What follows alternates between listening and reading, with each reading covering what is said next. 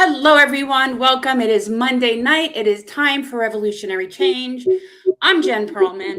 I'm Peter Hager. And boy, oh boy, somebody fucked around and found out, didn't they, Jen? Oh, I almost feel like I can't keep track of it fast enough. And basically everything I hear, I then have to go and find where Professor Morandi is streaming, like whose channel he's on, to sort of get confirmation, because it's very hard to believe, right? Like what we're hearing. So there's not a lot of people that I'm believing, but the few people that I have been following, I feel fairly confident that this is not going to go as when I say we, I mean, yeah. Oh, it's already not going anywhere near what they anticipated it was going to be like. And you have been warning everyone sitting on their very comfortable chairs in their very comfortable rooms, sleeping in their very comfortable beds, that your life is going to get turned upside down quickly. Still going to happen. And people, I don't think, really understand the gravity of the situation right now. And I'm not running around all, like, don't look up Jennifer Lawrence, we're all going to die. But I do think that people need to understand that this is going to be vastly different from last year and that 12-day situation.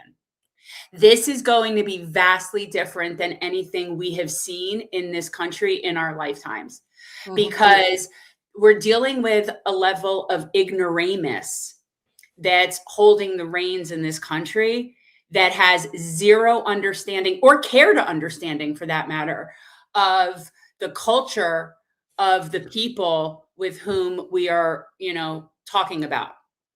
So, yeah. And somebody had asked in the chat if I could explain why they do this during Ramadan. It's exactly because it's Ramadan.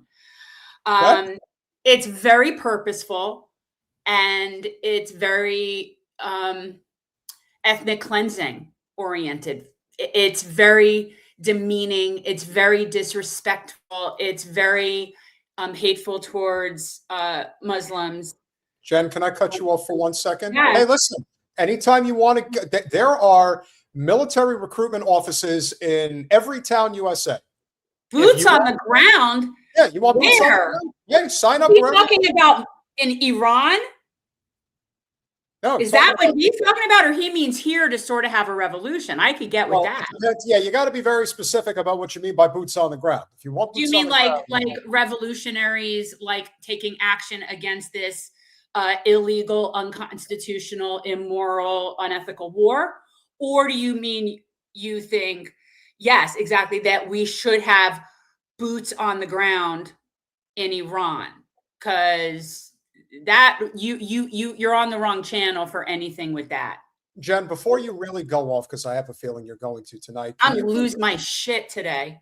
Can you please explain, as we were talking about earlier, we're not going to call the person out, but to the people that we have heard from in a few different circles that are claiming that this is what the Iranian people want. They want their liberation. They want out from under the boot of the Ayatollah, which I'm sure in many circumstances is true. But could you explain the privileged position that so many people are coming at it from when they're talking in this capacity? Right. So the key thing for everybody to understand is that this is the same thing that we have seen.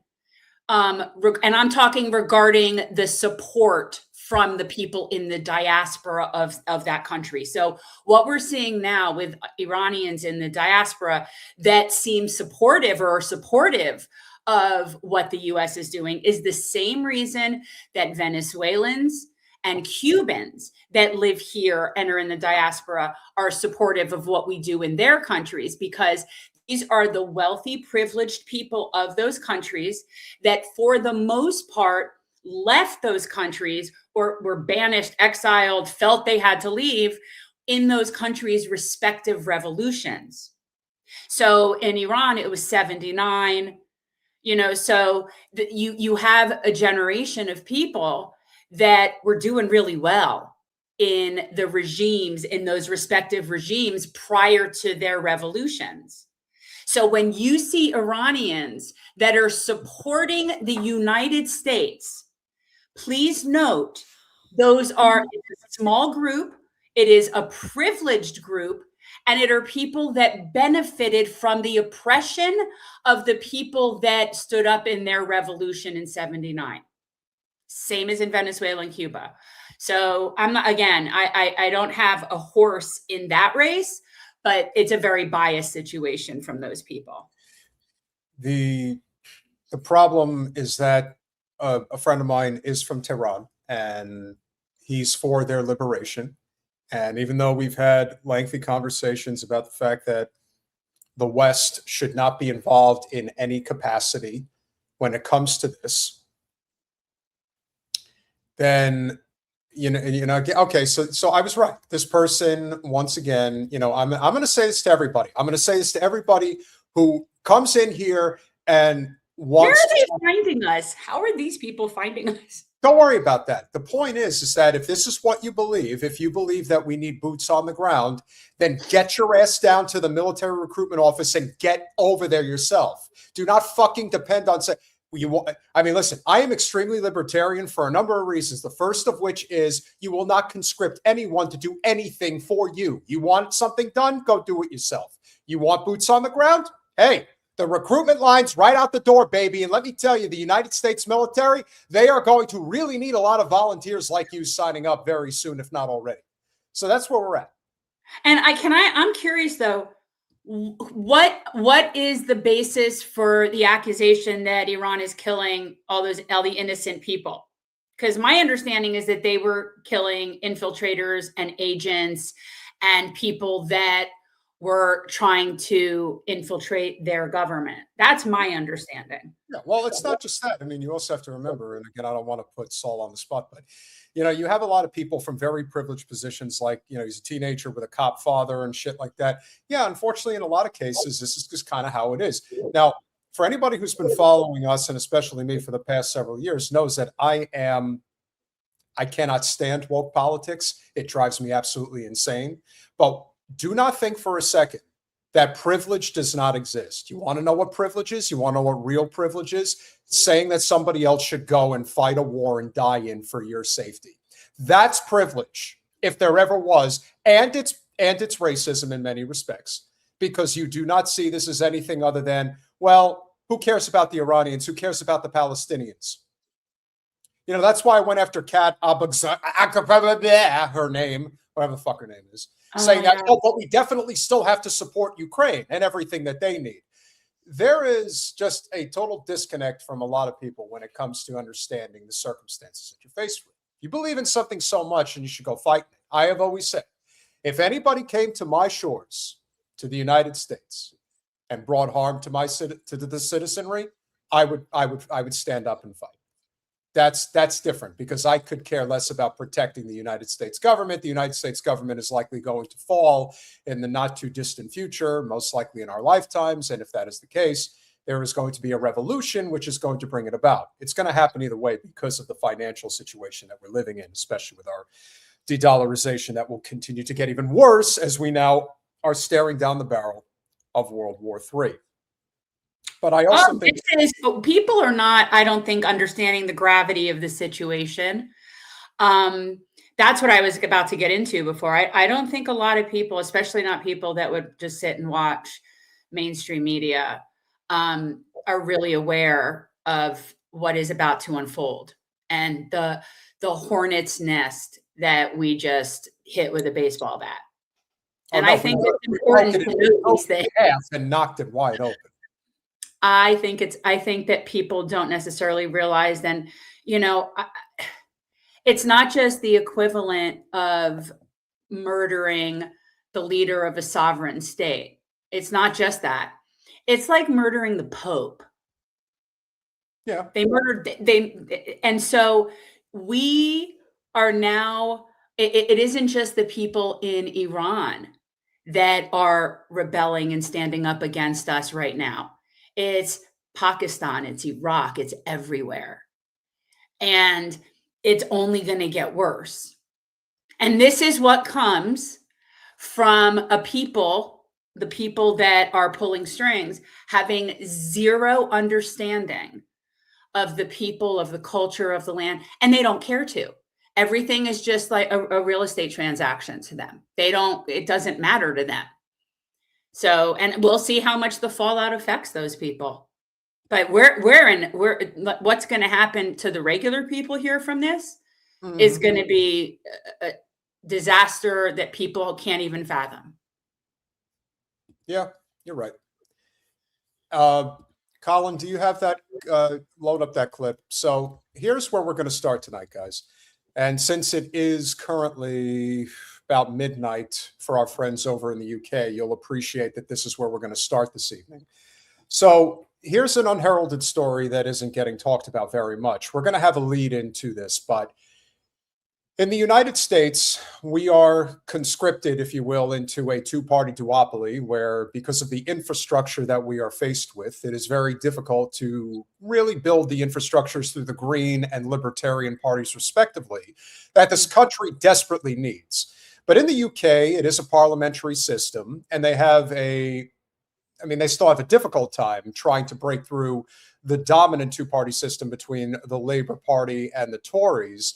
However, something pretty universally substantial happened this past week. The Green Party of the UK actually broke through with a monumental by-election victory in Westminster, no less.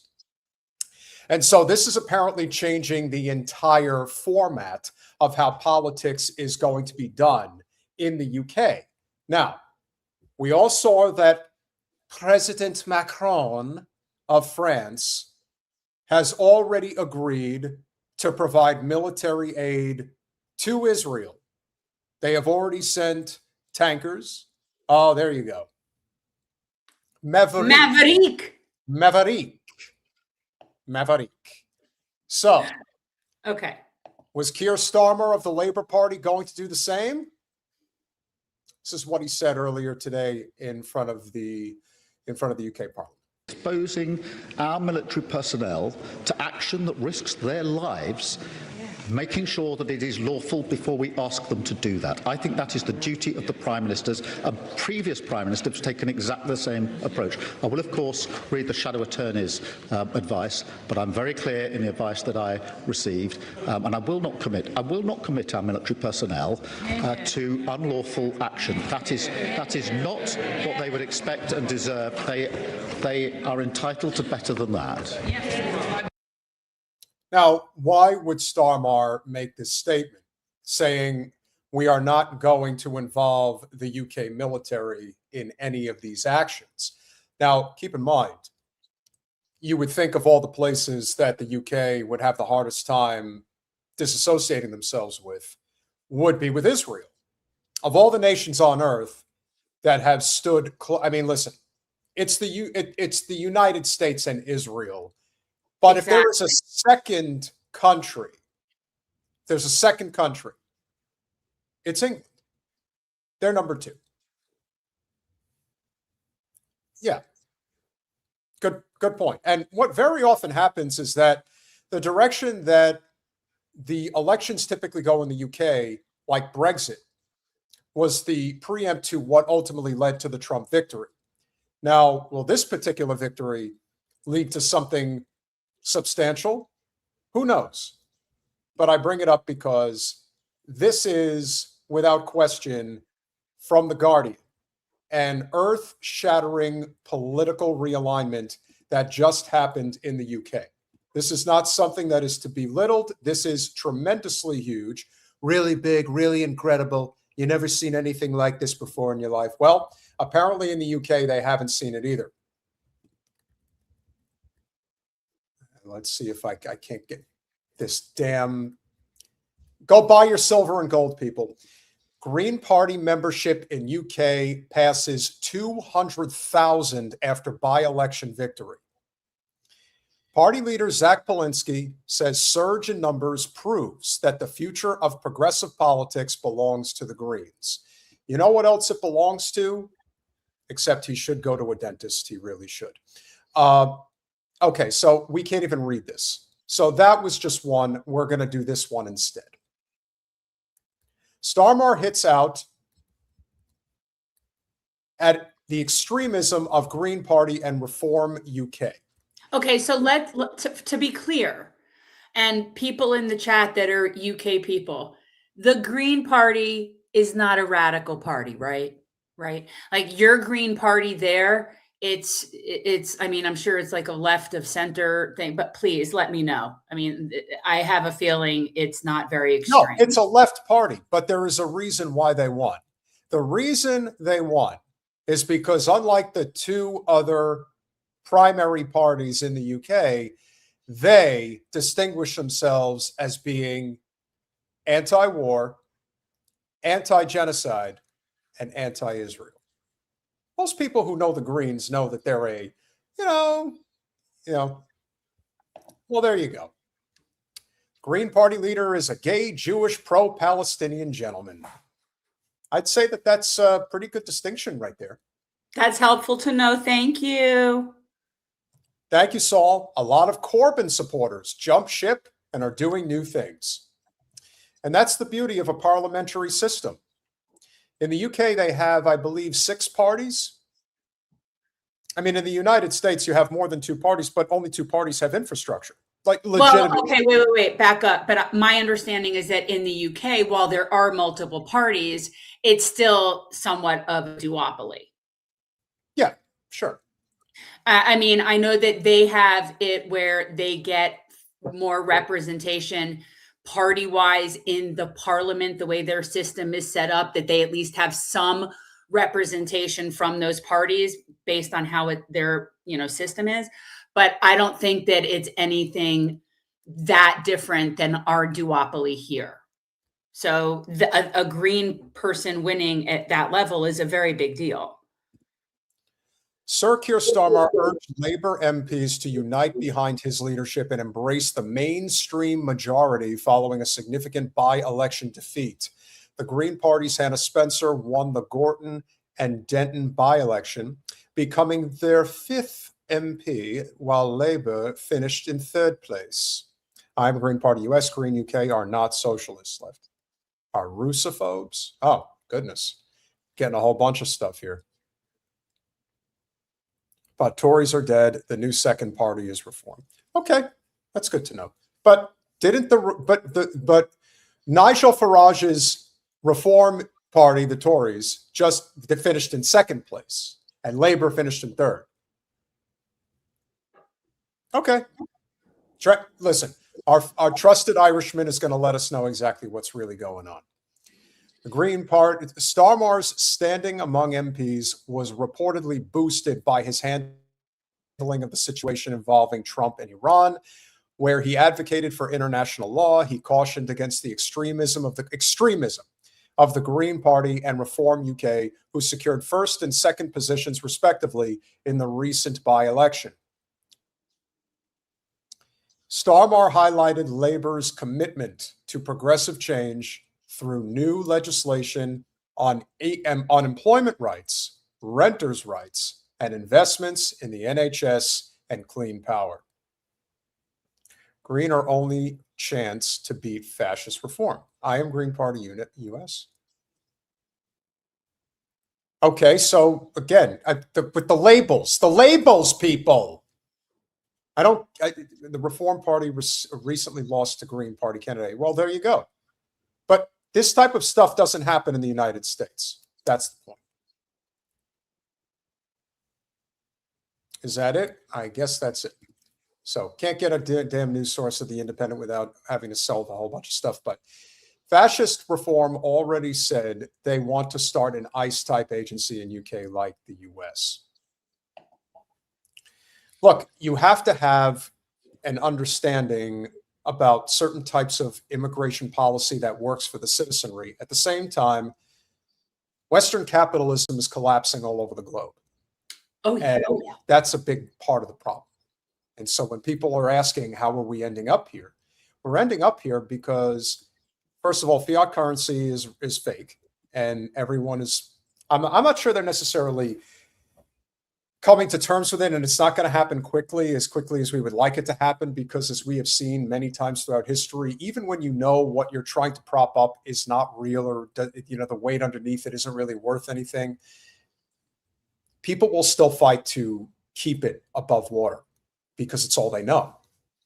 Even when you explain to people system, they want to tax women for, my God. Some people just can't get laid. That's what I say. Those are men that really hate women and they're trying to punish them for not being able to get laid. Am I wrong? They're compensating. They're definitely angry and compensating. Yeah.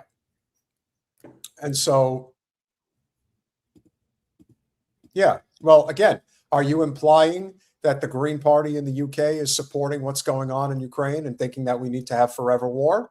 That's the point. I think they're saying that they were Russophobes. So the Green UK Party is basically sounds like part of our Democratic Party in that Ukraine NATO mindset. So, that's what it sounds like to me. Whereas our Green Party is against our, our NATO push and against what's going on with supporting Ukraine. One of the big problems with just aligning, if you will, with anybody who happens to be on the left, you can't just claim that somebody's on the left because of the fact that they say that they support leftist policies, but then when it comes to foreign policy, they're absolute disasters. That's a problem. Well, for example, and here's where it gets into some nuance. So the Green Party UK is definitely supportive of Palestinian self-determination. They probably are supportive, of ending what is going on in Gaza, all of those things. But then, just like some Democrats are, but then at the end of the day, they're in line with the military-industrial complex because they're supporting the bullshit in Ukraine.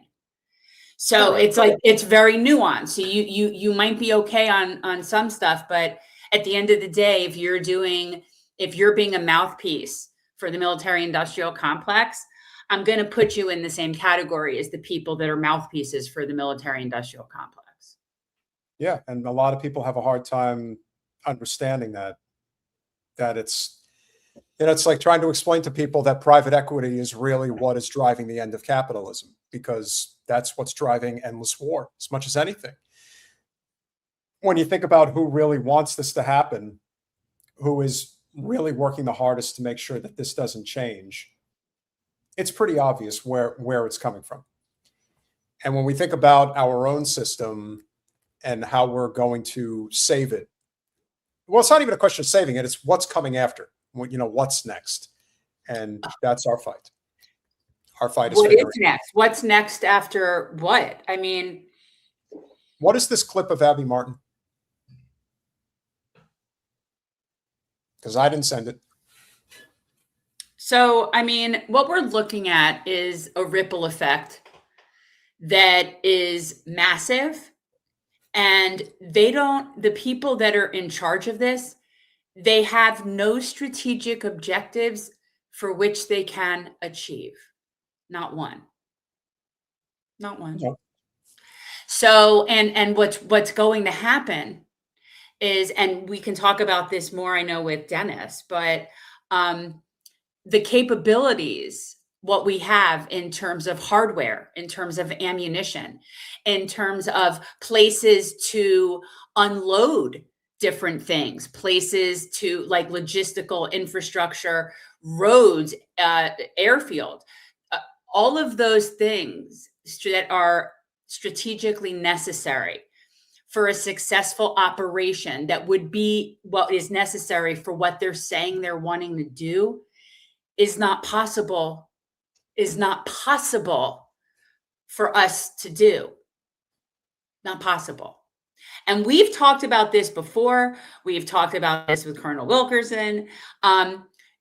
For years, the Pentagon has done simulations involving this type of war with Iran. Simulation after simulation, contingency after contingency. We lose every time. We lose every time. And they've only gotten more powerful and more supported by the rest of the world. So am I missing something? Maybe. Can you answer my question, please? What, the objective is forever war? No. What is the Abby Martin clip? I have no idea. I thought you were asking Colin. I didn't know you were waiting for me to answer. I don't know what it is. Can you tell me what that is? I didn't send that. I didn't either. Well, just do what you're doing. Don't worry about it right now. Okay. Her in front of the Palestine thing. You said. Yeah, well, again, I don't know what that means. I did not send that. So, or if I did, there's something else. So I need to know what these things are.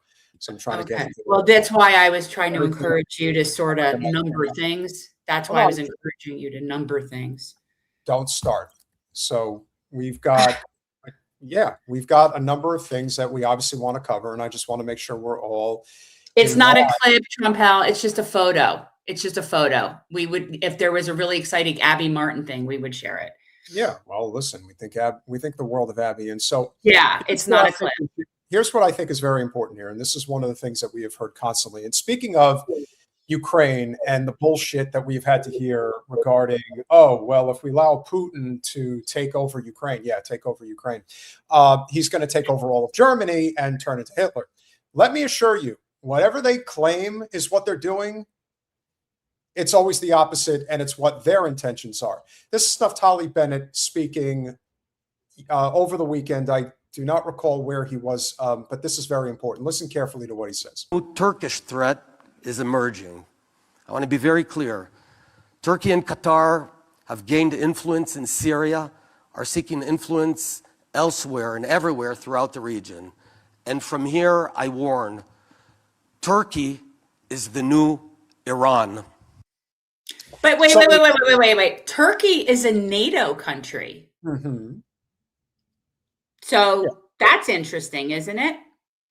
So within a matter of hours of bombing Iran, you now have as big a psychopath as Netanyahu right here in Naftali Bennett saying, oh, by the way, we have to go to war with Turkey too. Wait, you understand why, right? Like, we understand why they need to go against Turkey. Let him, I have my theories, but you could let him finish. Honestly, why do all the Nazis all look alike?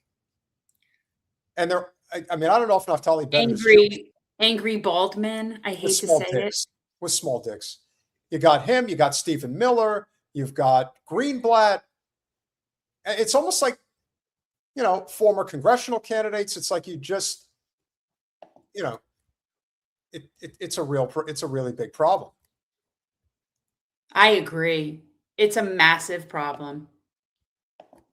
He's got more to say.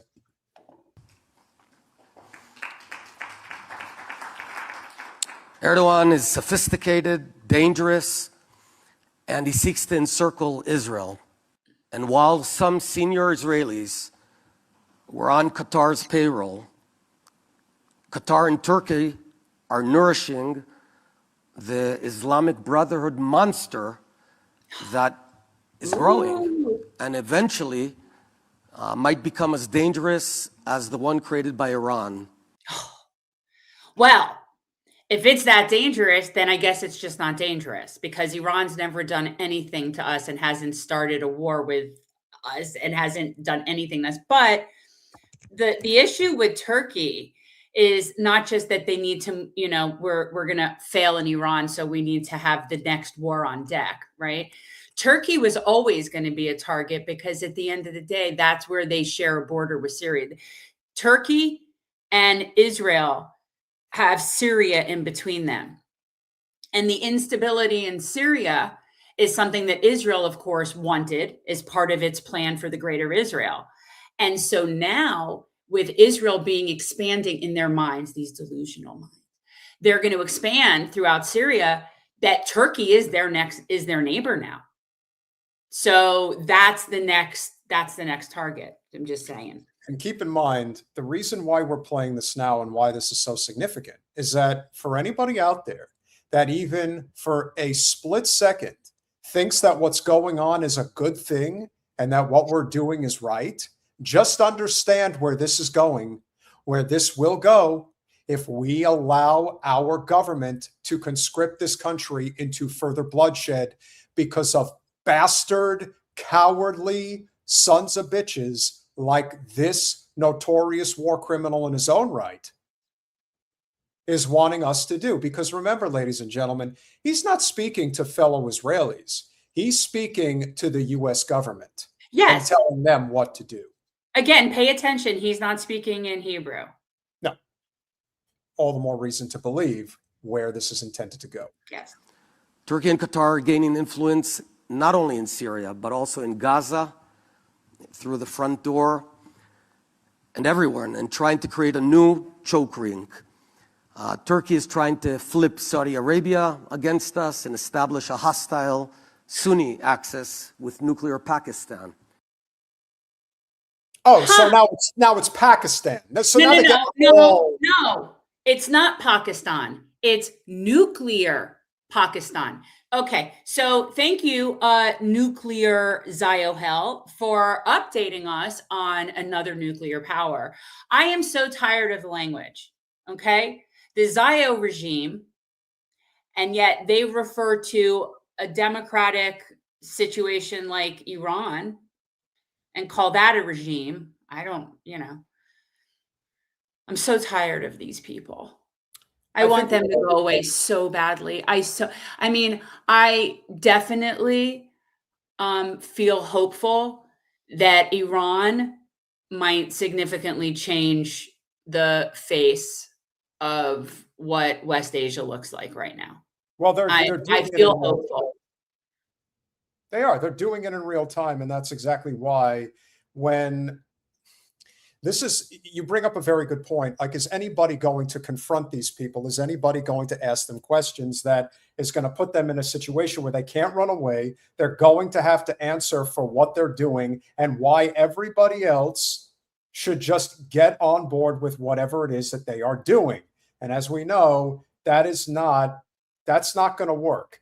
So this gentleman is a spokesperson for Israel. At least that's what he claims to be. Okay. And whether this person is with the Associated Press or not, I cannot tell for sure, but you'll get the idea pretty quickly that they don't really have a lot of friends out in the universal media that they probably thought that they had. We are aiming at military targets, but the Iranian regime is targeting our civilians. No. You just blew up a children's school. Multiple by now. Now there's been, my understanding is they've gone after at least 3 schools in Iran have been targeted. 150 girls ages 7 to 12 are dead. And that's one school, but yes. Mm-hmm. That's 150 plus Hind Rajabs that were blown up by But yet he can't, is there any specification as to these civilian targets? Because I don't believe that a word that comes out of their lying mouths. My belief is that Iran is hitting military targets, specifically military targets, and specifically our military targets. Sure. So whatever else they're doing to Israel, that's just some icing. I will say this. I mean, I do love watching all of the people in Tel Aviv and Jerusalem shit their britches. Eventually, they poke the bear. And you can only do it so many times. So also, this is the other issue. Where this piece of shit is talking, it is actually, they did have where he's referring to does have a military installation next to it. Mm-hmm. So it might have been off, but the Iranians were aiming at a military installation. Our children, our women, our elderly. But this is not only happening here in Israel. The Iranian regime is attacking the entire region. Good. 8 countries, I repeat, 8 countries in the region were attacked by ballistic missiles of Iran. Not only Israel, Arab countries are targeted by Iranian regime missiles. and we say it very clear. We don't have any fight, any quarrel with the Iranian people. No, you just bomb them first. That's all. Okay, you don't have a quarrel with them, but you assassinate their supreme leader. You assassinate how many of their negotiators over the past few years? You don't have a problem with them, but yet you keep killing them. So that's kind of interesting way to show you don't have a problem. Listen, when they start offing themselves, no one's going to shed any tears. They are going to be put into such a corner of fear and devastation, and everything's going to fall apart. And who the hell knows how they're going to react? Your friend, your Scots friend has shown up. So, and you know how to say it, right? Say it. Where is he from? Edinburgh. No, Edinburgh. The only objective, the only quarrel is the Iranian regime murderous attacks. This is what it's all about. Now I'll take some questions, please. Sikander Kamani from Channel 4 News. Khamenei, the Iranian regime, have clearly done terrible things, particularly to their own people. But your prime minister is a wanted war criminal. You don't have the moral high ground here at all. This is a war crime. This is a war crime. Okay. Targeting civilians. Stop it. I honestly... Redirect, Your Honor. Redirect. Okay. So the problem here is that we are so now in this rogue, bizarro world where there's just this lawless situation. And so if we're going to be that way, then I'm making up rules. Okay. I'm going to make up rules. I'm going to make up rules. Well, I hate to do that, but okay. And I know this isn't how it really works, but I think we all get to say that if you are currently committing a genocide, you do not get to claim another country did something that was a war crime. You don't. You forfeit that. If you are committing a Holocaust, you forfeit your right in any way, shape, or form to claim victimhood. That's just a fact, even if civilians get killed. It's just the way it is. Targeting elderly women, killing, murdering her caregiver from the Philippines. And the Iranian regime is targeting not only us in Israel, they are targeting the entire region. What about the 100 or so schoolgirls in Iran that are being killed in a strike right now? And this must stop. This must be stopped, and this is what we're trying to do. Yes, next question, please. You wanted to stop?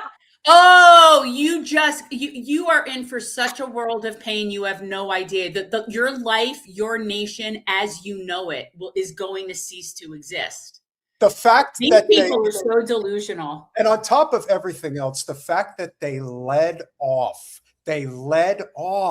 with bombing a children's school and killing young girls. I mean, it's not like this didn't happen like 6 months into a massive world war, if you will. No, they decided that they were going right after the and these people they have no standing.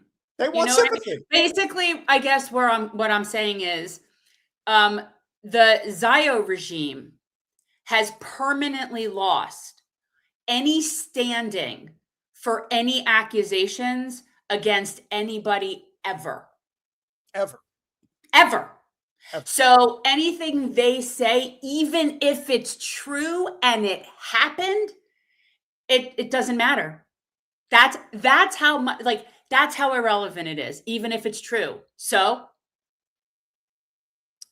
I mean, it just doesn't matter.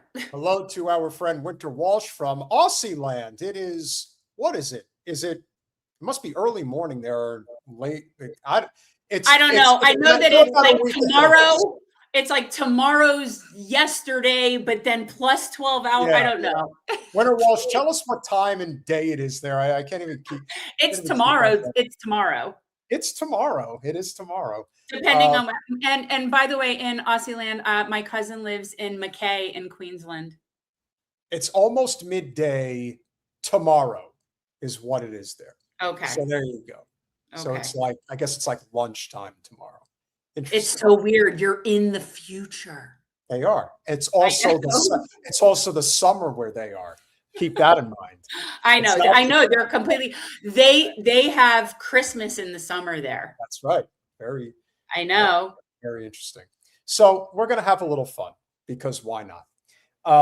There is somebody who does think that the Donald is doing an incredible job. Really great job. Who could possibly think Trump is doing the best job in the world? You know who. You see, I just came back from Shabbat, from Sabbath, to the news of what is going on. And let's just say this. President. Just the fact that he felt the need to lead off with, I just want everyone to know that I just came back from the Sabbath. I'm counting it once. Little Ben. I have to watch him. If I have to watch him, I'm counting Sabbath. Jen, he did the Sabbath. He did the thing, you know. Trump is the most courageous commander-in-chief in modern American history. There is no question about this. What he just did is the bravest move by a president of the United States of my lifetime, bar none, without a doubt. Could we just punch him in the face already?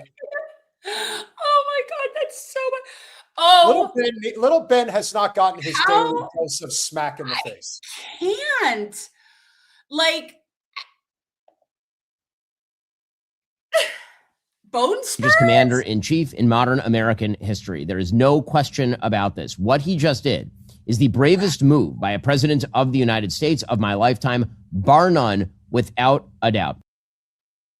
So I ask you, when every American soldier is dying, when our economy is going to hell, when all of the things that clearly are pointing in the direction of Shapiro being involved in some ancillary capacity with Charlie Kirk's removal, I ask you, how much longer is this going to be allowed to go on? I don't know, but this should not surprise anybody. This is who this little turd burger is. I can't. Like, I don't know how he, first of all, he addressed that I don't think that he really has an audience. I think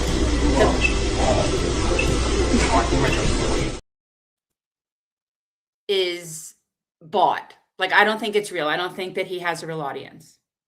No, I think you're right. I think a lot of it, you know, again, as Medio says, as I would say, for a lot of people, hey, you want this war? Hey, sign up. Because listen, the military's going to be recruiting people. These kids don't. How could they? Now, of all the people that opened their mouth, and I want to highlight this kid in particular because his father is a very wealthy and powerful man, made his money through real estate, and he happens to be a young influencer. And his name, because only a name like this would be from somebody who comes from an aristocratic background. Not that. I know we're not doing super chats, but it's really funny. That's good. Brylan Hollyhand. That's his name. Brylan Hollyhand. If you've ever wanted to punch somebody in the face as hard as you wanted to punch Ben Shapiro, he's a bad day to be a Qatari shill, but it's a great day to be an American. For years, Iranians acted like they could taunt us, chant death to America, send sleeper cells across our border, push their nuclear program to the edge, and fund terror across the Middle East. They thought that DC would just issue another statement and go back to sleep. Well, under Biden, the world was on autopilot. Adversaries pushed, America hesitated, but last night, Trump didn't hesitate. He acted. No strongly worded letters, no apologies, no begging to the UN, no regime change, just decisive force aimed at reestablishing deterrence and eliminating our bully. That's what peace through strength looks like. For 47 years, America got trampled on. It took the 47th president to end that. The message is simple. You don't get to threaten the U.S. and expect business as usual. So somebody crank up some Toby Keith this beautiful Saturday. And this kid comes from a family that's worth tens of millions of dollars. And I highly doubt that he is going to be joining the military anytime soon. But who is this kid? Who is this? Wylan, he's a pretty popular influencer now. To who? I don't know. Middle school kids? Like, who is he? Like, he looks like the wimpy kid from my son's books. Yeah, he probably is. He has 233,000 followers on X. He is, I told you, Rylan Hollyhand. What's always interesting about these guys? Exactly, incels. Yeah, they're always coming from a place where they never, ever were properly put in their place. And that's why they act with such impunity, and no one ever goes to them and says, knock it the F off, or you're going to be on your back or face down in the mud, which is where guys like that belong. Of course, like I said, the hardest part is realizing that so many others are willing to put you in harm's way because they would never put themselves in harm's way. Well, it turns out that one of our favorite guests. Wait, I was just going to say something before you introduced our guest. No, I'm sorry. Were you doing anything else other than just going to go right into that? Well, go ahead. Say what you're going to say. Yeah, I kind of lost it. So go ahead. Man, are you like? No, it was something about Ben, and it wasn't worth it. Go ahead. The Eisenhower Media Network is an organization that lives by the principle that whether sought or unsought by the military-industrial complex, do not allow yourself to be caught up, not understanding the distinction between those that serve this country and the government they end up learning that they're serving.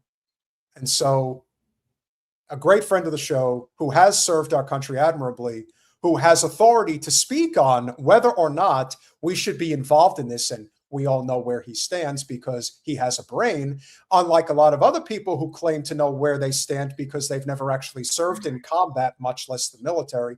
That is why it is always a pleasure to bring on our good friend, Dennis Fritz. Welcome back to Revolutionary Change. It's good to be back. Thanks for having me, and hope you can hear me okay. Absolutely. I'm glad you're here. I know that you and your colleagues have definitely been busy making the rounds over the past few days. And there's so many different angles. I feel like this is just, but I want to just start with what to me appears that there's this general ignorance, purposeful, seemingly ignorance as to the gravity of the situation in terms of the hornet's nest that we just hit with a baseball bat. And can you start out explaining how this is not going to go the way people think, maybe how it did the 12-day war? Well, we can already see that by the way of Iran's response. It was a lot quicker this time because they have been planning for this.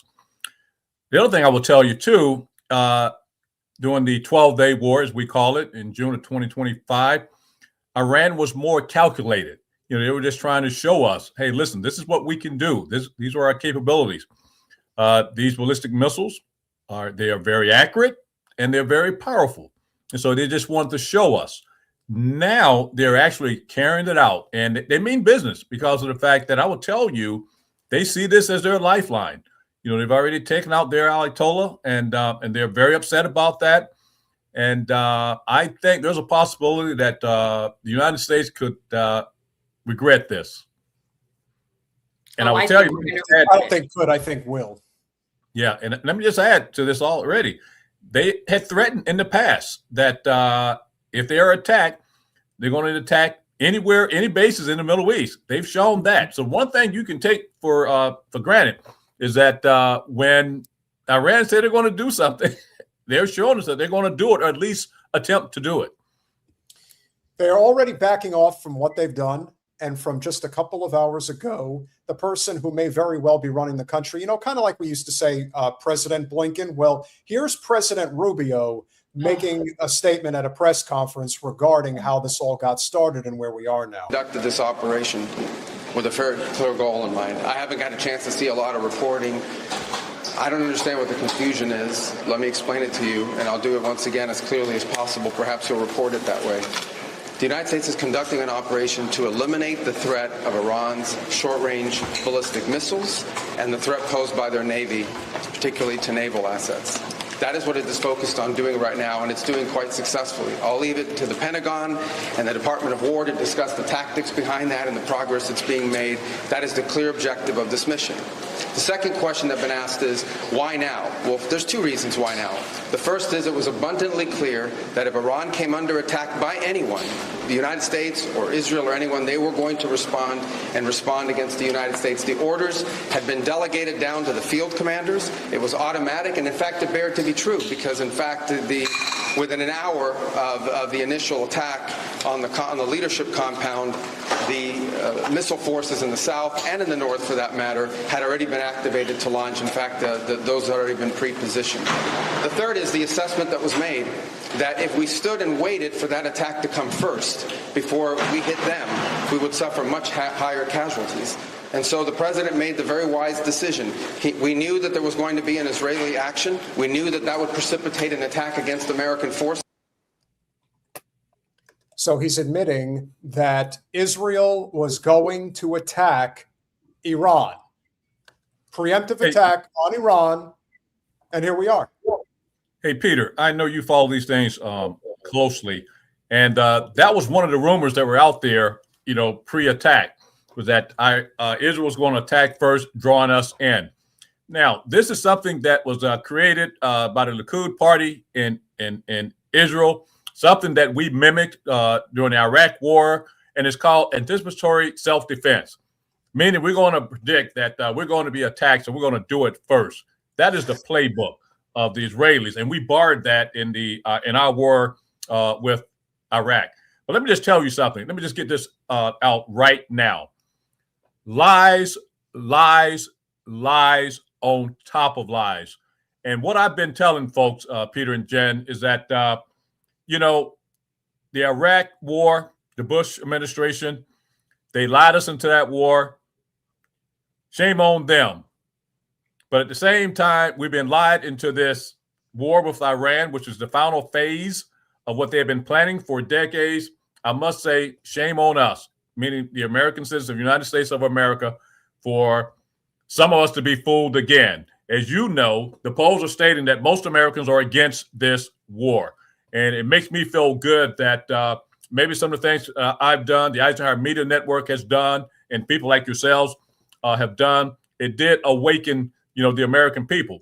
Now, the thing we must do now, what are we going to do about it to convince our Congress? And I must tell you, people, it comes to a point we may need to be marching literally in the streets, and the Congress need to lead that. And when I'm talking about the Congress need to lead, that's not those bought and paid for. Well, unfortunately, the majority of our Congress is that way. But if they start seeing we as citizens, the tide turning more so than it has in the past, that's going to be the only way we're going to stop this. Because I will tell you, in my book, Daily Betrayal, I talk about, Iran being the last phase.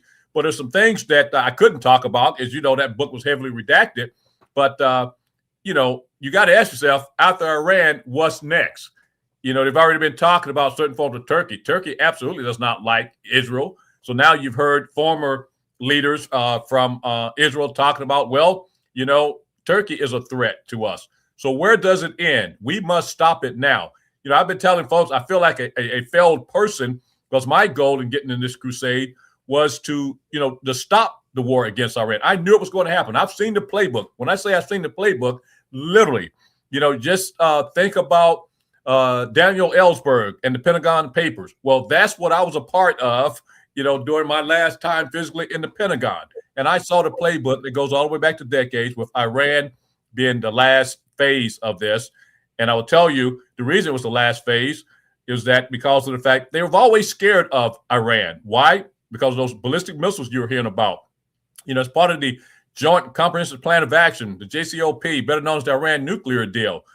The so-called neocons and the warmongers, the reason they was against that Iran nuclear deal because they wanted the ballistic missiles included. So they convinced President Trump to tear up that deal, which Iran was abiding by. That's the unfortunate thing. But let me just share this with you, how we got to this war, because of the fact, as I stated, they saved Iran for last. Why? Scared of the ballistic missiles. So what were they going to do? This is a fact. I think it's on page 58 and 59 of my book, where I laid it all out, because I saw the playbook. Because of the ballistic missiles, they were going to try to cause internal unrest, destabilizing Iran within and outside.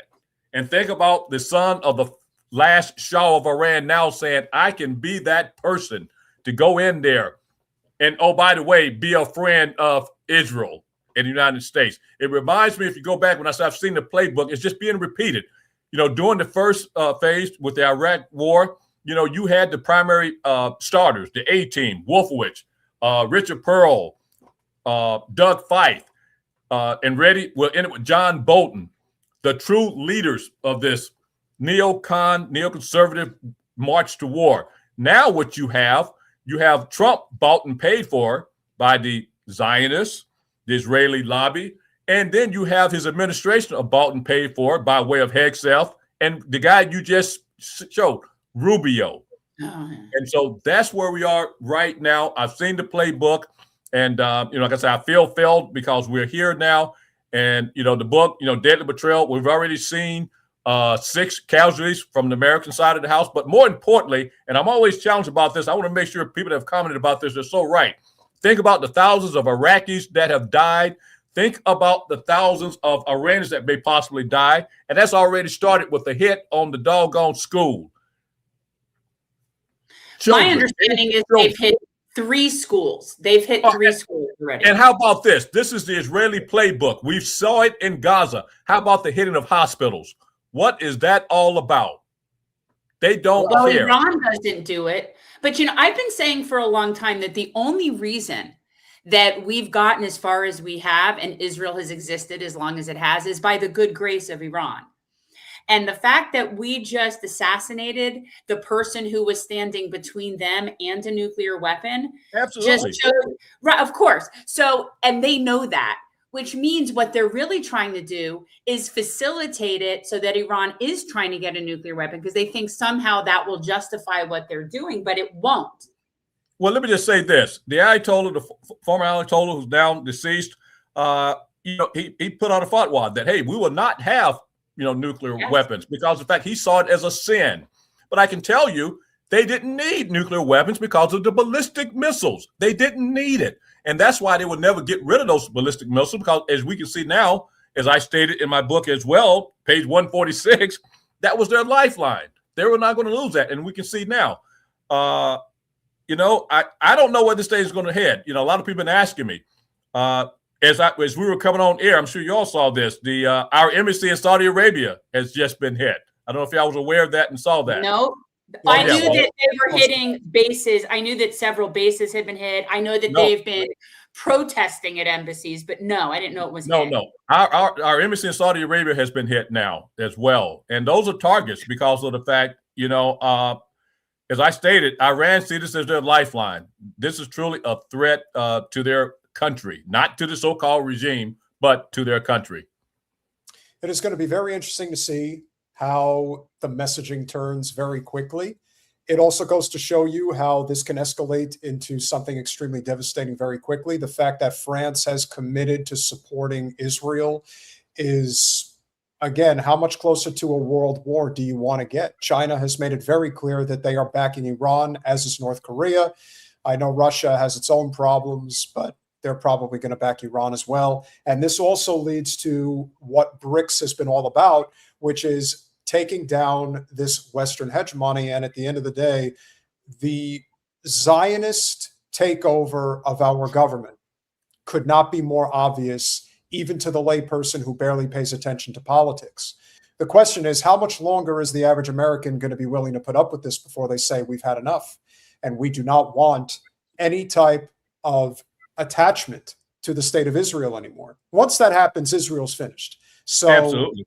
That's the question now. How long before the American people rise up and say, we're not going to allow Israel to drag us to hell with it? Unfortunately, it's going to take, and sadly, it's going to take more deaths.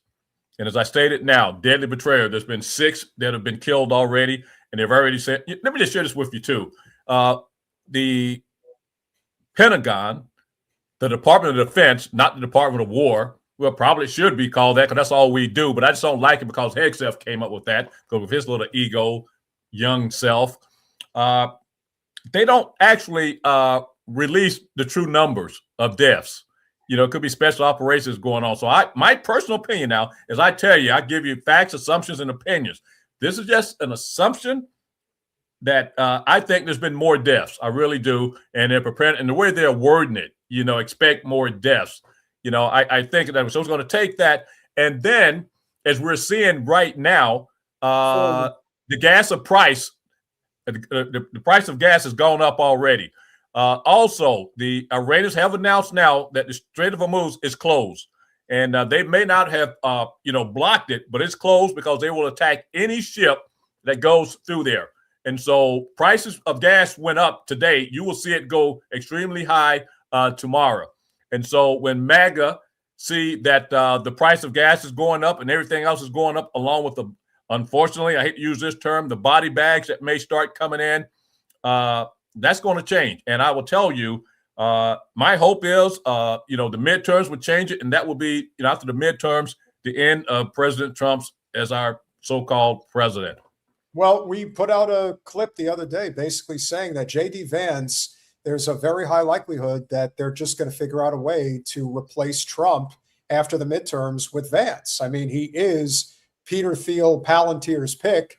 And at the end of the day, you can't sell Trump anymore. I mean, he's losing support left and right. And plus, his health is clearly terrible. So there's something to be said for what's coming. And I also want to point out, just came across the wire this afternoon, around now, the Korean Prime Minister Kim Jong-un has issued a statement. If Iran asks, we will provide the missiles necessary against Israel. One missile is enough to erase it. So there you go. Oh, well. Yeah. Well, that sounds like one lunatic to, get involved with, let's add that guy to the mix. Sure. What could go wrong? Is it really just a question? I mean, listen, we've talked about this. You can make a lot of different cases against Trump during his first term, but for the most part, he was controlled chaos. There was a lot of things he did, but he never really went off the rails.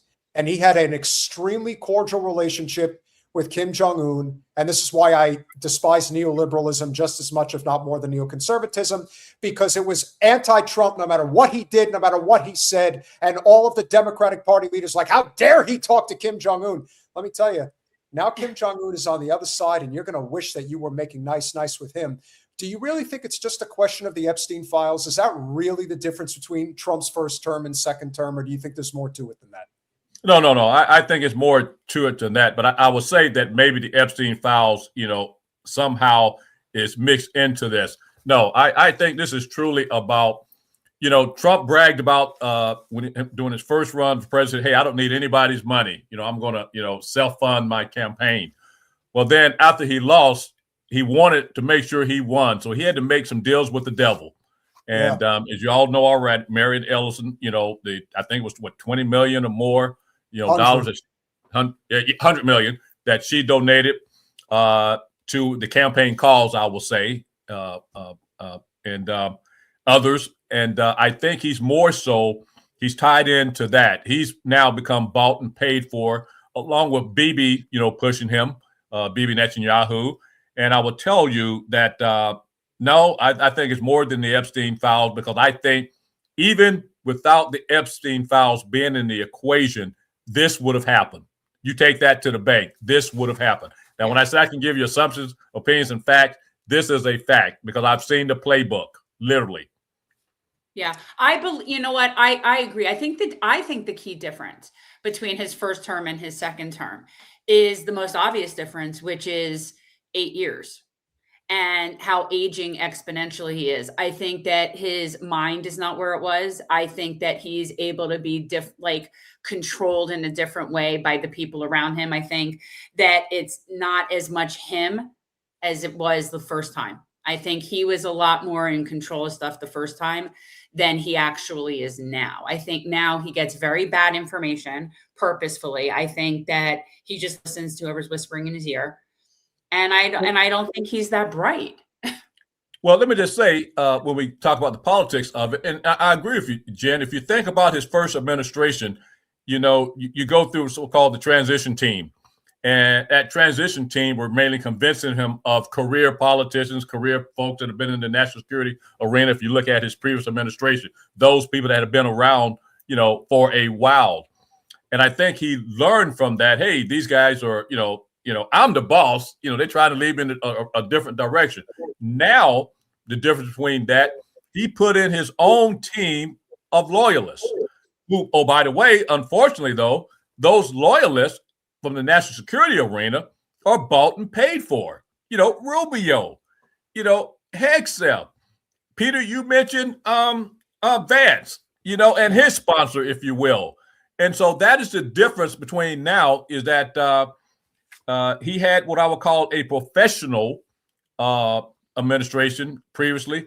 Now, we can say with Rubio, he's been in the Senate for so long, but at the same time, no, he's bought and paid for. This is something he's wanted all along.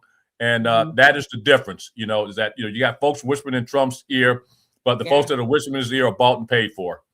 Well, and that's a fact. And I would say that the most influential voice of them all is the man who decided to go run and hide, but then showed up for a little photo op earlier this morning. This is the third day of the Operation Roaring Lion, the operation the Israeli army and the state of Israel set out to, with our great friends, the United States of America and President Trump, to thwart existential threats to Israel and great threats to America and the entire world. Didn't you fire the first shot? Did I miss that? Because I could have sworn you fired the first shot. How about this, Peter? When I talk about lies, how about Hegseth saying we didn't start this war? And that's when, hold on, but Peter, go back to what you said. That's playing with words. Right here, Bibi Netanyahu, they started the war, but we're part of that. And so we're part of that team. So we did indeed start that war. However, Hegseth can play with words. If you listen, we didn't start this war. He's playing with words, but we indeed started this war. Bibi Netanyahu, you started this war, this illegal war. The thing that I think he's going to have a very hard time selling, which I think is going to happen a lot sooner rather than later, the world is against them, and they're starting to kind of realize that, yeah, that probably is true. So when they're out there crying bloody murder, when hellfire and brimstone is raining down upon Jerusalem and Tel Aviv, and no one is coming to their defense, yeah, they'll drag France into it for a little while because Macron is compromised as well. But the fact that the Green Party won a major election in the UK, and now Keir Starmer has come out and said that the UK is not backing them militarily, it's like, who else are you going to go to? Where else are you going to drag people in other than the prospect that they're going to try to implement the draft here in the States, and you want to see what a revolution looks like? Then you'll see it, because no one's lining up for this. Look, that's absolute there. I've talked to a lot of young folks, and I can tell you they will not be running to join the military. There will be an uproar, not only with the young folks, but their parents and so forth. Yeah, you're exactly right.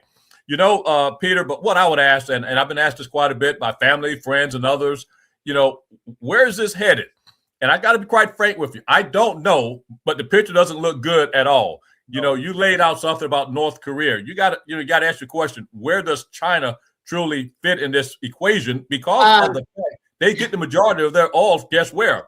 From Iran. Yeah, exactly. That's what I was just talking about with Peter today. It's the two number one that of countries affected by them shutting down the strait is India and China. And I don't think that China is going to sit around and let their economy tank. Well said. That is you ready for this? Their economy, that's a national security threat. Yes. Against them. Yeah. Exactly. So there's a lot, Peter. I don't know where this thing is going to head, because I don't know how long China is going to sit back. In the past, they've been a non-interventionist country. If you stayed out of their business with Taiwan, hey, they didn't venture out. But now we're talking about their national security, and as Jen alluded to, their economy.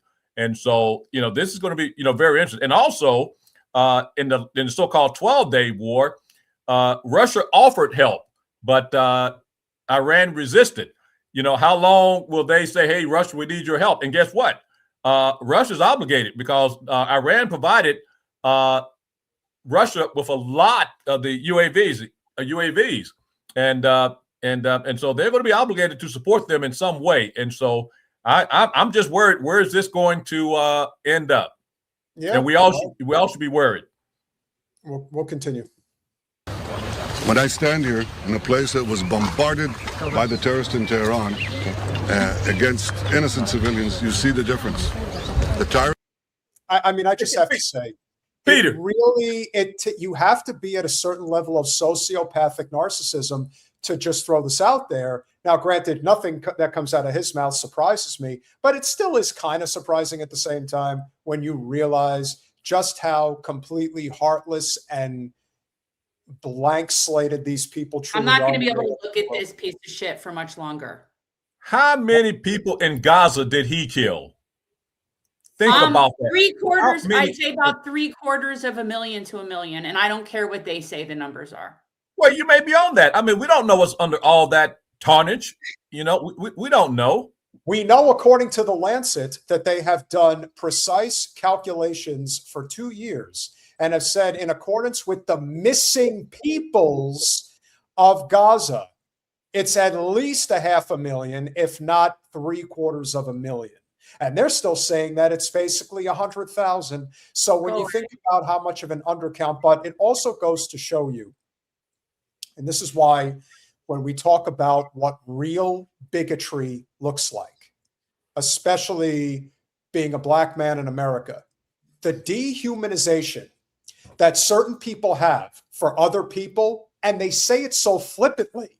Oh, it's just 100,000 Palestinians. It's not a big deal. Yet when 2 Israelis get shot down in Washington, D.C., the entire world goes upside down. Everything stops, mournings, flags at half staff, and people cannot compute that that's what real bigotry looks like. And in their mind, they don't think I don't even necessarily know if they don't think that they're bigots. They just don't give a shit, because I've always said that probably the biggest problem in the States, more than anything else, there are even people that are living in poverty, quite frankly, in many instances. Too many people are living they're creatures of comfort. They have things that allow them to live with a comfortable mindset, maybe not comfortable economically, but a comfortable mindset. They don't have to worry about bombs being dropped on their head. But if it ever came to that, where people had to think about, well, if I walk outside today, maybe death from above might be raining on my head. Yeah, the American people will absolutely lose their mind, and the Israelis are going first. So I have zero sympathy, my friend, just my opinion, but I really do not have any sympathy for these people. We have to watch it. Go ahead. Yes. Go ahead, Jen. Sorry. Go ahead, Jen. Sorry. No, I just can't stare at this man much longer. Like I'm starting to, it's like, he's just so gross. Well, I put him, but let me just get this out. I want to comment on what you just said, Jen. But Peter, we all know, and even Jen experienced this firsthand from a different perspective. The American people, especially Christian Zionists and even people in church, were brainwashed all these years. They believed, chosen people and all that. And like I said, and it took social media to overcome that. And now, as you know, I'm not telling you anything you don't know. Now the Zionists are trying to buy up social media, they keep us, from being more, you ready for this? Woke. And I'm just tired of people, trying to make woke a bad word. It's an awakening. We're being awakened to what's, going on. And so, Bibi Netanyahu, Jen, I wrote down some names when you showed Rubio. And let's talk about Bibi. People I can't stand to look at. I don't want to hear their mouth. But I put him on the top: Rubio, Cruz, Cotton, Lindsey Graham, and Hegseth. It's just nerve wracking. I'm talking about from a national security policy arena. And then when you get domestically, oh Lord, nobody tops our attorney general. When you get domestically. Wait, are you talking about the Bondisaurus? Are you familiar? No, I'm not. But that's all good.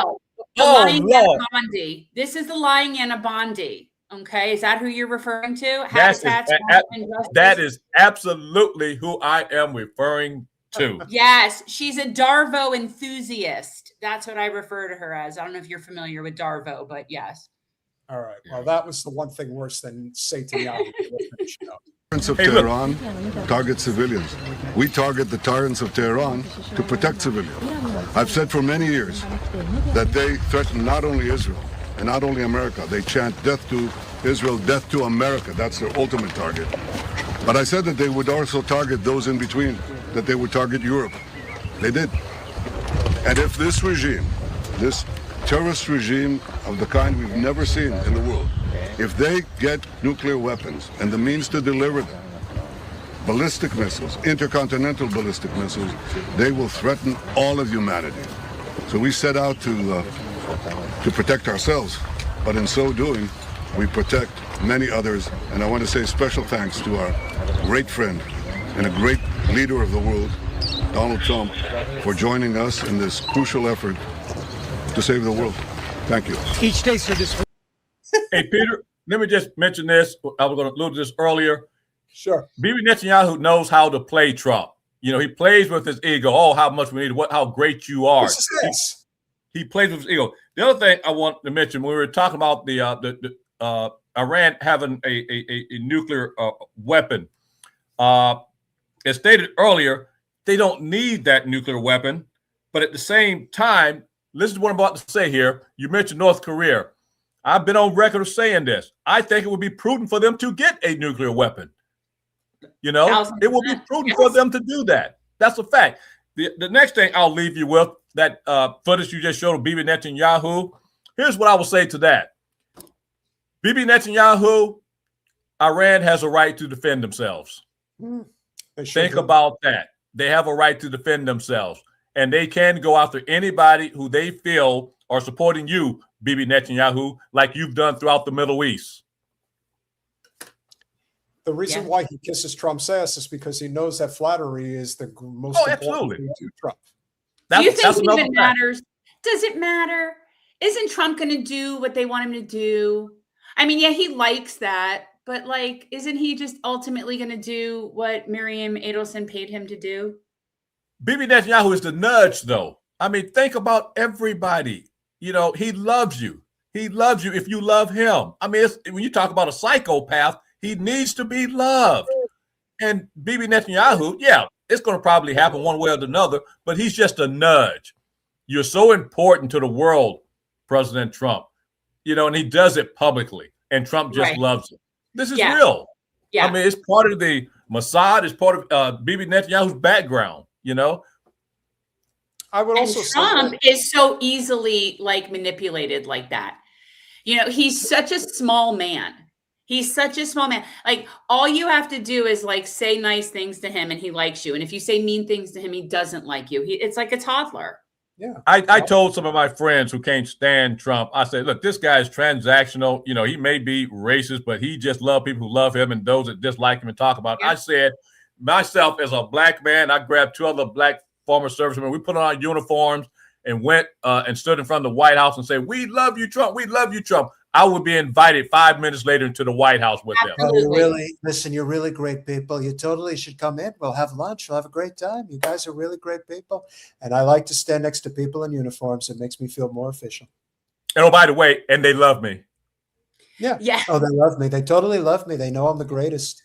Yeah, it's again, we have entered a very unique time in history. And because the system's breaking down, it's easy to understand how we've ended up here. I know that there are people who kind of like looking around wondering, did we have to end up in this position? And I'm thinking, yeah, well, when capitalism completely falls upon itself, it's going to happen one way or the other. But what we're faced with now is the realization that it's happening a lot faster than people could have possibly anticipated. And no, please. No, go ahead. You're right. No, go ahead. You're right. I'm agreeing. Yeah. And I think it's also important, you know, the one thing we've tried pointing out time and again on this channel, and we'll keep pointing it out, is that as much as people want to make this about the Jews, and yes, significant portion of the Jewish population deserves the thorns, if you will. However, there are many within the community that are stepping up in a way that does not really go noticed. Kind of like why no one was talking about the fact that the Green Party won a major election in the UK, and that was a huge reason why Keir Starmer had to come out against sending English troops into battle on behalf of Israel, because the biggest reason why the Green Party won was because they were anti-genocide and anti-Israel. So now, because of those shifting positions, you now have to wonder, well, is there more to it than what meets the eye? And the fact of the matter is there are some very loud supporters of the Palestinian cause and now ending the Israeli cause that are Jewish. And if you are familiar, no, go ahead. Yeah, you had a thought? No, go ahead. Listen, I'm listening now. I'll make a comment. Go ahead, Peter. There is a college in New York City. David Hunter's in the chat. If any of our New York people are in the chat, they know. Barak College is a Jewish college in Manhattan. And this was a place where an IDF soldier, I guess, over the weekend, decided to set up a table, a recruiting table, because he thinks, well, I'm in New York City. It's Barak College. I'll get a whole bunch of people to sign up. Like, this is where we're going to get people to join in support of the state of Israel. This did not go anywhere near as well as he thought it was going to go. I'm always smiling. What? You killed babies with that friendly? I'm not killing babies, but if you want to talk. Your friends did though. Your friends did that. They're what? You Jewish? Yes. And what do you think? You're Jewish? Bullshit. What bullshit? IDF? Israel. Israel is IDF? bullshit? Yes. How you can say that it's a Jewish person? Because it's a terror. Right off the bat, and Jen, I know this is your territory. You think Israel bullshit? How could you say that as a Jewish person? Oh, I could say it. I say it regularly as a Jewish person, daily, multiple times a day. You're not self-hating. You're not self-hating yourself, Jen? I'm not hating myself. I'm hating Israelis. I do. I don't even care anymore. And we talked about this recently when it came up about the Israelis that are getting hurt and all this stuff. And I don't care. Yeah. Hey, let me just say this. I don't pretend to care anymore. I don't care. Yeah, what I was going to comment on, Peter, I'm always cautious in saying, using the term, Jewish. I always say, the Zionists or Israeli lobby or whatever the case may be, because of the fact they're all good people in all races and religion. But I stated before, I count the Israeli Zionists as the Ku Klux Klan, of Israel and that world, Yes. But then, when you talk about, as I told an audience before, it's going to take people like Jen, who has come on record and say, hey, she was brainwashed into that believing. One of my good friends, Ben Cohen, Ben and Jerry's, how he was brought up, one of the great fighters. And then, of course, Medina Benjamin, you see her out there working so hard. And that's what it takes. It takes good people from all religions, all races, coming together for the common cause of trying to do what's right. And all of us in that, and those are the people I love. I can go on record as much as I love the world and love people. I do not have any goodwill feelings for Bibi Netanyahu whatsoever. And then at the same time, I can say I have no love for Lindsey Graham, Tom Cotton, and none of these folks whatsoever, because they're bad people. Amen. We'll continue. Terrorist state. So let's come and talk about it. Come talk. Just come talk. If you're really sure, come talk. Let's talk about it. I'm friendly. I'm always smiling. Let's talk about it. You killed children? I'm looking like a terrorist to you. What? You killed babies with that friendly? I'm not killing babies, but if you want to talk about it. Your friends did though. Your friends did that. They admitted that. Let's talk about it. I didn't know genocide. Never shot a baby in my life. Let's talk about it. How many underwear of Gaza women you wore in your life? I'm good. Maybe you want to wear the underwear, but I'm good without it. If you want to wear the underwear, but I'm good without it. I'm fine. I'm not wearing any underwear. They wore the underwear. Your friends from IDF. Wait. One person at a time. Why? Your friends from IDF. It's all over the social media. All right. They wore underwear of women in Gaza, and they were playing around with it. How do you have a little bit of shame? Can you show me? What? Can you show me what? Can you show me the picture for me with the underwear? Yes, it's all over. Show me. Even when they tell you, show me the proof, show me that we're animals, and then he'll say it's fake news. It's not exactly. They'll say it's fake. Right. Yeah. They can't admit that they're animals. It's not. At some point, when does the brainwashing stop and personal responsibility becomes reality? At some point, you have to be able to think for yourself. Absolutely, Peter. And that's what I call it. The reason, another reason I'm on this crusade is to give the information to the people, things that I truly know. And then I ask them to do their own critical thinking. Now, I'm going to give you a classic example of how our government and our favorite friend from Israel, Bibi Netanyahu, I ask people to do their own critical thinking. As Rubio was saying today and others have been saying, we can't trust the Ayatollah. We can't trust the Iranian regime. Well, here's what I've been asking folks lately. Let me just think about this. Should it be the other way around? Why should Iran trust us? Let's go back to 1953 when we, along with the Brits, overthrew their democratic elected government based on oil.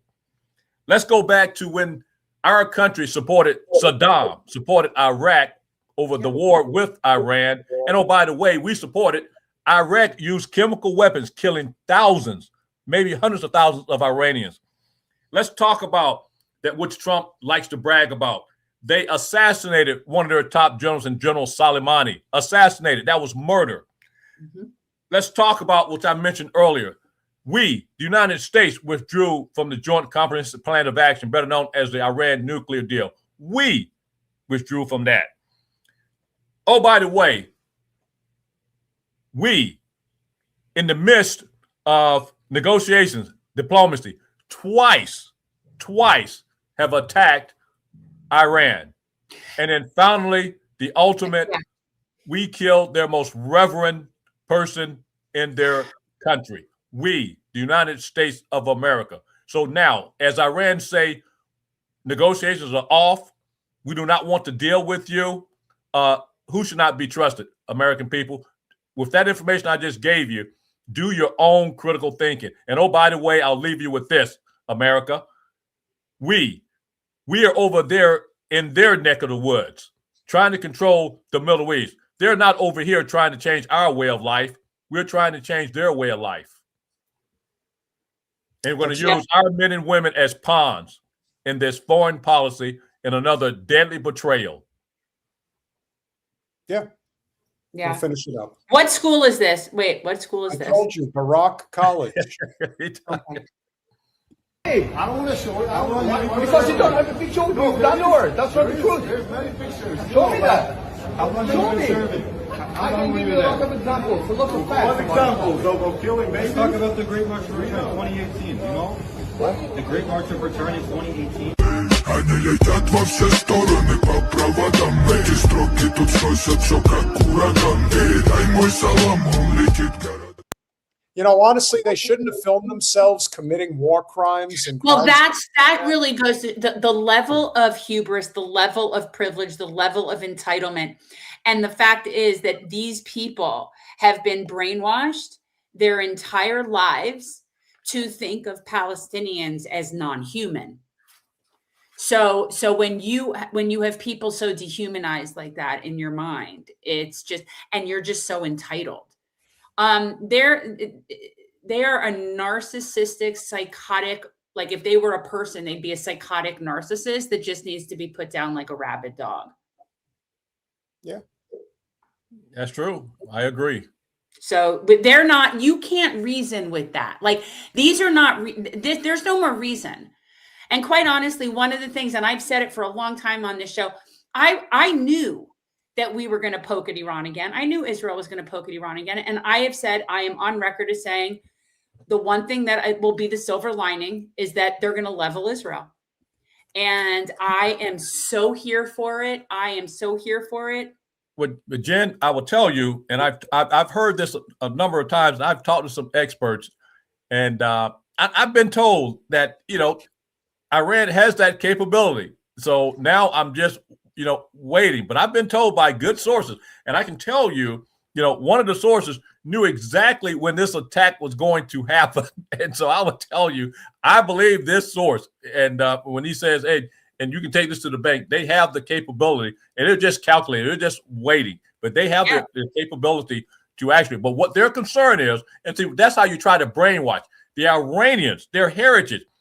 They don't want to kill innocent people. That's why they were so calculated in their first, and that's what they're going up against. But if it comes to that they have to do it, let it be no doubt in their mind that they can do it. And I'm told they do have the capability. And I think that's why, you've heard President Trump talking today, and I think Rubio mentioned too, that something big was going to happen tonight, that they were going to really, do a lot of exploding of those ballistic missiles. Well, we'll see, because I'm sure those hyper ballistic missiles, which, suppose we can't stop, they're going to utilize those. And also, I can tell you that from some experts I talked to in this field, that those carriers can be hit.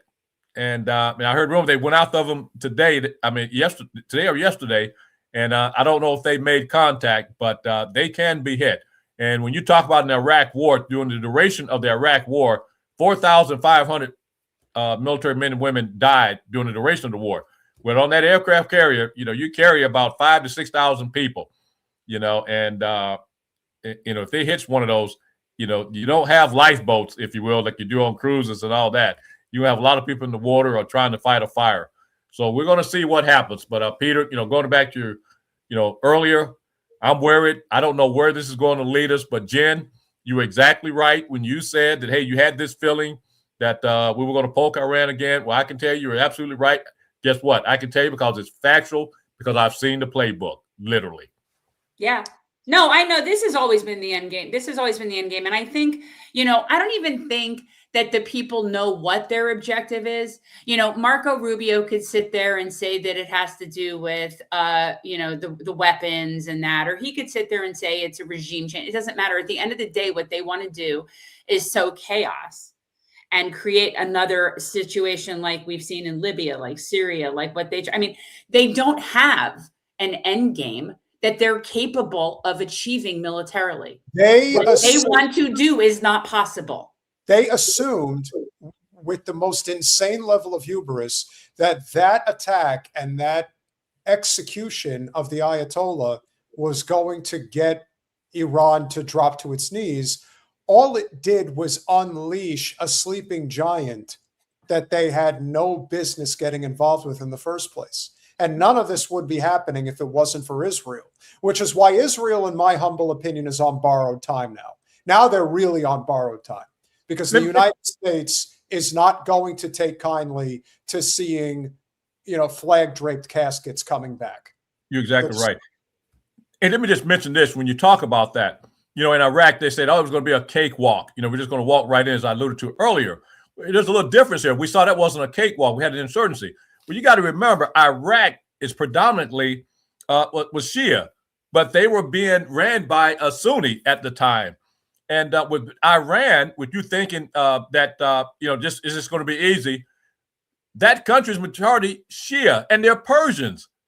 They have that connection. It's not going to be like it was in Iraq. You had different factions. You had Sunnis. You had Shias. You had the folks up north. This is different. Yeah. And again, this goes back to what I said in the very beginning, the complete and utter ignorance of the people that are doing things with it. They don't know what they're dealing with. Iraq wasn't really a real country in a way. It was a made up thing. It was made up. Exactly. Right. Iran is like a 4,000-year-old Persian empire. So it's like China, right? And we are just this little punk toddler trying to come in and tell them what's right. And we are out of our element now. And I think we are about to, we just effed around a little too much. And I think that they are done with us. I also want to say, especially because you're here, there is really something to be said for black faces in high places that go along with the empire. And there is no one who does it more than this son of a bitch, who on the one hand comes out and makes this statement saying Donald Trump failed to seek congressional authorization prior to striking Iran. Instead, the president's decision to abandon diplomacy and launch a massive military attack has left American troops vulnerable to Iran's retaliatory actions. Who was the person that was working behind the scenes diligently to make sure that Ro Khanna and Thomas Massie could not bring their bill to the floor to force the vote on whether or not we should go to war on behalf of Israel in Iran? This son of a bitch was the one who's doing it. This hypocrisy, this two-faced hypocrisy, and the fact that this guy, even though we know Pelosi really is still in charge of the party, but this token individual who claims to be in charge of the party, this is a prime example of why people not only hate politics, but truly and utterly hate the Democratic Party. And if they end up winning in the midterms, it's because people can't decide which shit sandwich they want to ingest more so. It's like they don't have a choice at this point. Listen, that person that you have up there right now, currently the most funded person by AIPAC in the Congress. And that's why he is where he is right now. And that's why he was, yes, fighting behind the scenes, because he's the most funded member of Congress by AIPAC currently. And that's why he sits at the #1 spot on the Democratic side of the House. And you can imagine how I feel about that. It's just so disappointing, for him to be able to sit back and say nothing, to take that money, knowing personally now, want to get personal as a black man, knowing what we've been through, and he does not say a word about what the Palestinians have been going through, which he's funded by, to keep your mouth shut. And that is low down dirty on my part by him. Yeah, and also goes to show you how much of a money game it is, because in New York City, Richie Torres represents one of the, if not another one. I know we're killing you, Dennis. Poorest districts in the United States. But what's the dirty little secret about the congressional district, New York's 15th district? It covers Riverdale, one of the wealthiest Zionist Jewish enclaves in the United States. People don't realize the Jewish population in the North Bronx and how much influence they really have. Anybody who knows the difference between Riverdale and the South Bronx, anybody's been to Yankee Stadium, that is one of the most gang-infested, dangerous places in all of New York City. But why is that? Because one thing we're also learning about the way that the Jewish, particularly the Zionist Jewish community operates, they take over all of the fundamental federal, state, and local electoral infrastructure in the area, and they get all the money put into their communities and get it taken out of the communities that desperately need it. And now people are starting to learn about it, and they don't like it. So, like I said, their ideology is on borrowed time, and it's only a question of how much longer.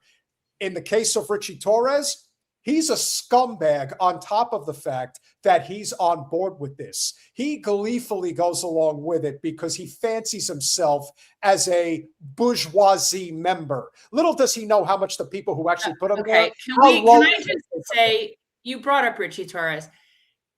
He's a gay Black Latino that can't find empathy for Palestinians. Just let that, it's just, you can't make this shit up.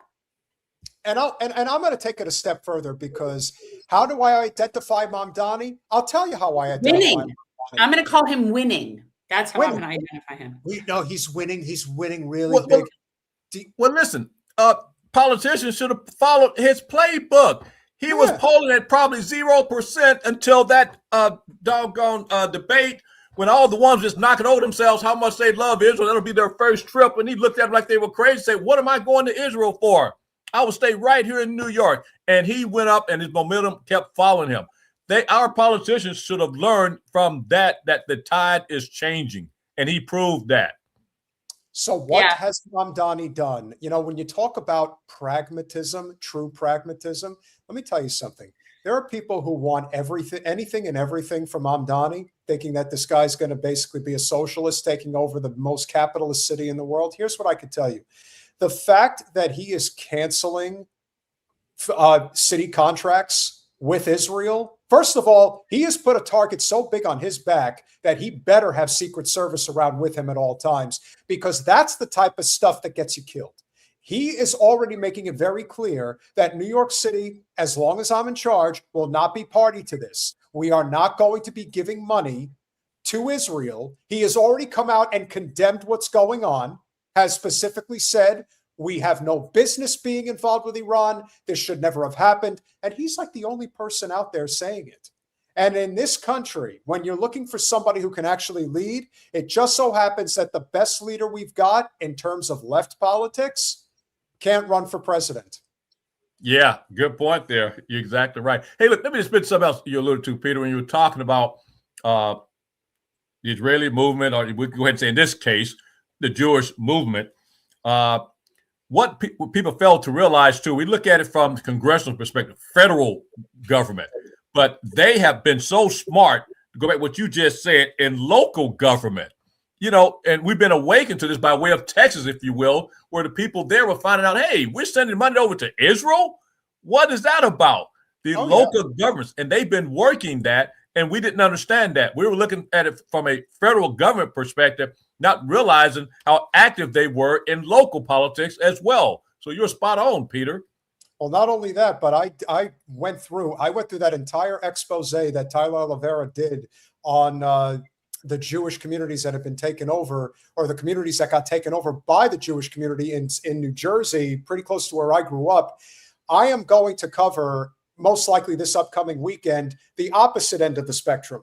Kenneth Copeland is probably the most, not only, for all intents and purposes, outside of John Hagee, the most powerful Christian Zionist pastor in the United States, but he's also the most demonic. You only need to look into his eyes to know just how psychotic he is. And what I think is happening in so many cases, and this is why I think Christian Zionism is going to break first, so many people grow up in rural parts of the United States, particularly in the South and in the heartland. They don't really know the world outside of the communities they go up in. They're told that the center of their entire universe is the church, and the pastor or the minister, that is your God on earth. On this planet, that's your God, and you listen.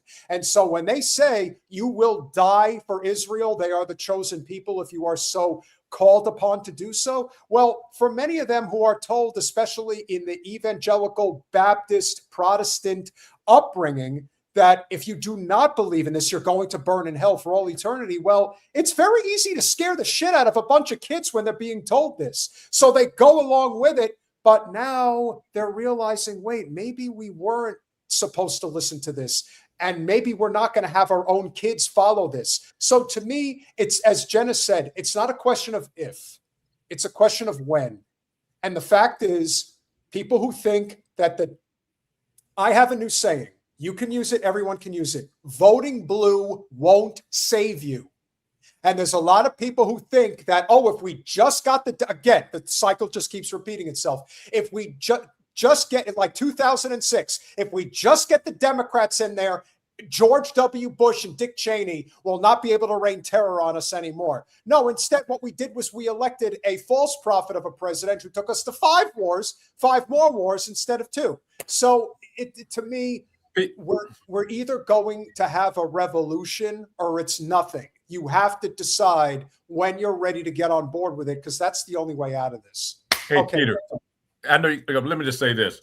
You are spot on again. As we say, we can give you facts for the people, your critical thinking. When you look at it crossing both party lines, look at Joe Biden. The worst thing that could have happened to the Palestinians. He even got out early on and said, I'm a Zionist. You know, you've heard him say in the past, go look it up for your audience. You know, if there was no Israel, we would have had to create one. That is Joe Biden that allowed the early stages of the Palestinians to be killed, of the Democratic Party. The gentleman that you just portrayed a few minutes ago, the leader of the Democrats in the House, as I alluded and stated earlier, the most received AIPAC money in Congress right now. And so our hope is, as I mentioned to another audience, we have to get on this push, going to these different debates and do like as the mayor of New York came out. We got to ask that question. Are you America first or Israel first? Yeah. You need to put them on the spot. Are you America first or Israel first? And then just rule them out. And hopefully we can get some independence. And there are a number of Democrats, you know, candidates that are running away from Israel. And then there's some independents. I think it's going to take, it's a lot of hard work, but it's going to take a lot of independent candidates because, like I said, as you alluded to, it's in both parties. They used to brag about the one thing we could all agree on is Israel. How shameful of that. Amen. How shameful of that. And if we can end on a high note, here's the one person on Capitol Hill who has put themselves in harm's way every day forever. You don't have to agree with all of his politics, but you better respect the fact that he's the one person who's not bought and paid for by corporate special interests. He's running for Congress in Kentucky's 4th District, and we absolutely support his reelection. I haven't changed a bit since I first ran for Congress. Okay, maybe I look a little more like a grandpa, but hey, I'm still fighting to stop the endless wars, out-of-control spending, and to protect the Constitution and our God-given rights. The elites in Washington keep trying to change me. It won't work. Now some billionaires are spending millions on ads trying to trick you into thinking I have. I don't think that'll work either. I'm Thomas Massie. I approve this message because I'm just getting started. Can we just say how simple yet effective that ad was? Simple but effective. First of all, and Jen, you've been there, the imagery of the rolling hills of Kentucky is absolutely perfect, because much like Southern Virginia, there really is something to be said when you're going through that region. It's so green, it's so clean, and I agree, Tony D. I hear you. I hear you. What? Yeah. Oh, you just said God-given rights, but yeah, Kentucky isn't just beautifully an image; it's just beautiful. The hills of Kentucky are just absolutely gorgeous. It is. It's a beautiful state. And let me tell you something. You want to talk about the ultimate FU to Trump? When Thomas Massie wins that primary, actually, you know what? Let's check the date. I actually don't know when it is. The Kentucky primary election. When is it? Oh, okay. Well, there you go. We are going to have this happen sooner rather than later. This is May 19th. May 19th is the election. Did you do something there, Jen? Is Jen okay? You didn't faint, did you, Jen? I got a little worried. I was going to say, hey, Peter, hold on. No, just the camera fell. Okay. Yeah, that's what you do in a live stream. Shit can happen. But it's May 19th. If Thomas Massie wins that primary and is reelected, let me tell you something. Trump is going to have a very, very hard time staying in the White House before the midterms. He is putting all hands on deck to get Massie out. And Massie is not letting up on the Epstein files. He is leading the charge against this war that should not be happening, but is happening, because who cares about congressional approval? And the most beautiful part about it, and maybe I can grab a clip of it real quick, Jen, because I know that I had mentioned this to you the other day, which is, like I said, you got to stop when it comes to the real issues that matter, the issues that are the most uniting in the United States. Stop thinking that this is a red versus blue thing, because it isn't. No. So you had Senator Mark Kelly from Arizona, who was on Meet the Press, and he said, "Hey, we have to have a vote on whether or not we go to war." And then the person who was interviewing him asked him, "Okay, so are you a yes or no vote on whether we should go to war with Iran?" Well, I'm going to have to look into it a little bit. It's like people are tired of the game. They're tired of the game, and they should be. And that's the great thing about Massie. Massie doesn't play the game. He serves. You don't have to agree with everything he stands for, but you never have to question where he stands. And see, Peter, I'm okay with that. We're all not going to think alike. I love it when somebody put their country first. Let's go. And then we debate. We talk about it. One thing I love about Massie, I wish I could do that. He's so cool and calm when he's talking this, and he's so right, and it forces you to listen to him. And so we're not going to agree on everything, but he's somebody I can support. And I would also say that that's the big difference between the Democrats and Republicans. And you could say, I'm not going to go down the road that it's because they were black, but the fact of the matter is, and there were many reasons that I disagreed with Jamal Bowman and Cori Bush, but the fact is, they got hung out to dry. Just like they're trying to hang Massie out to dry, and no one, and I mean no one, came to their defense. They were basically on the island. That goes back to what you were saying. You know why they were taken out? Because they were supporting the Palestinians. The Correct. Democrats did not come in support of them.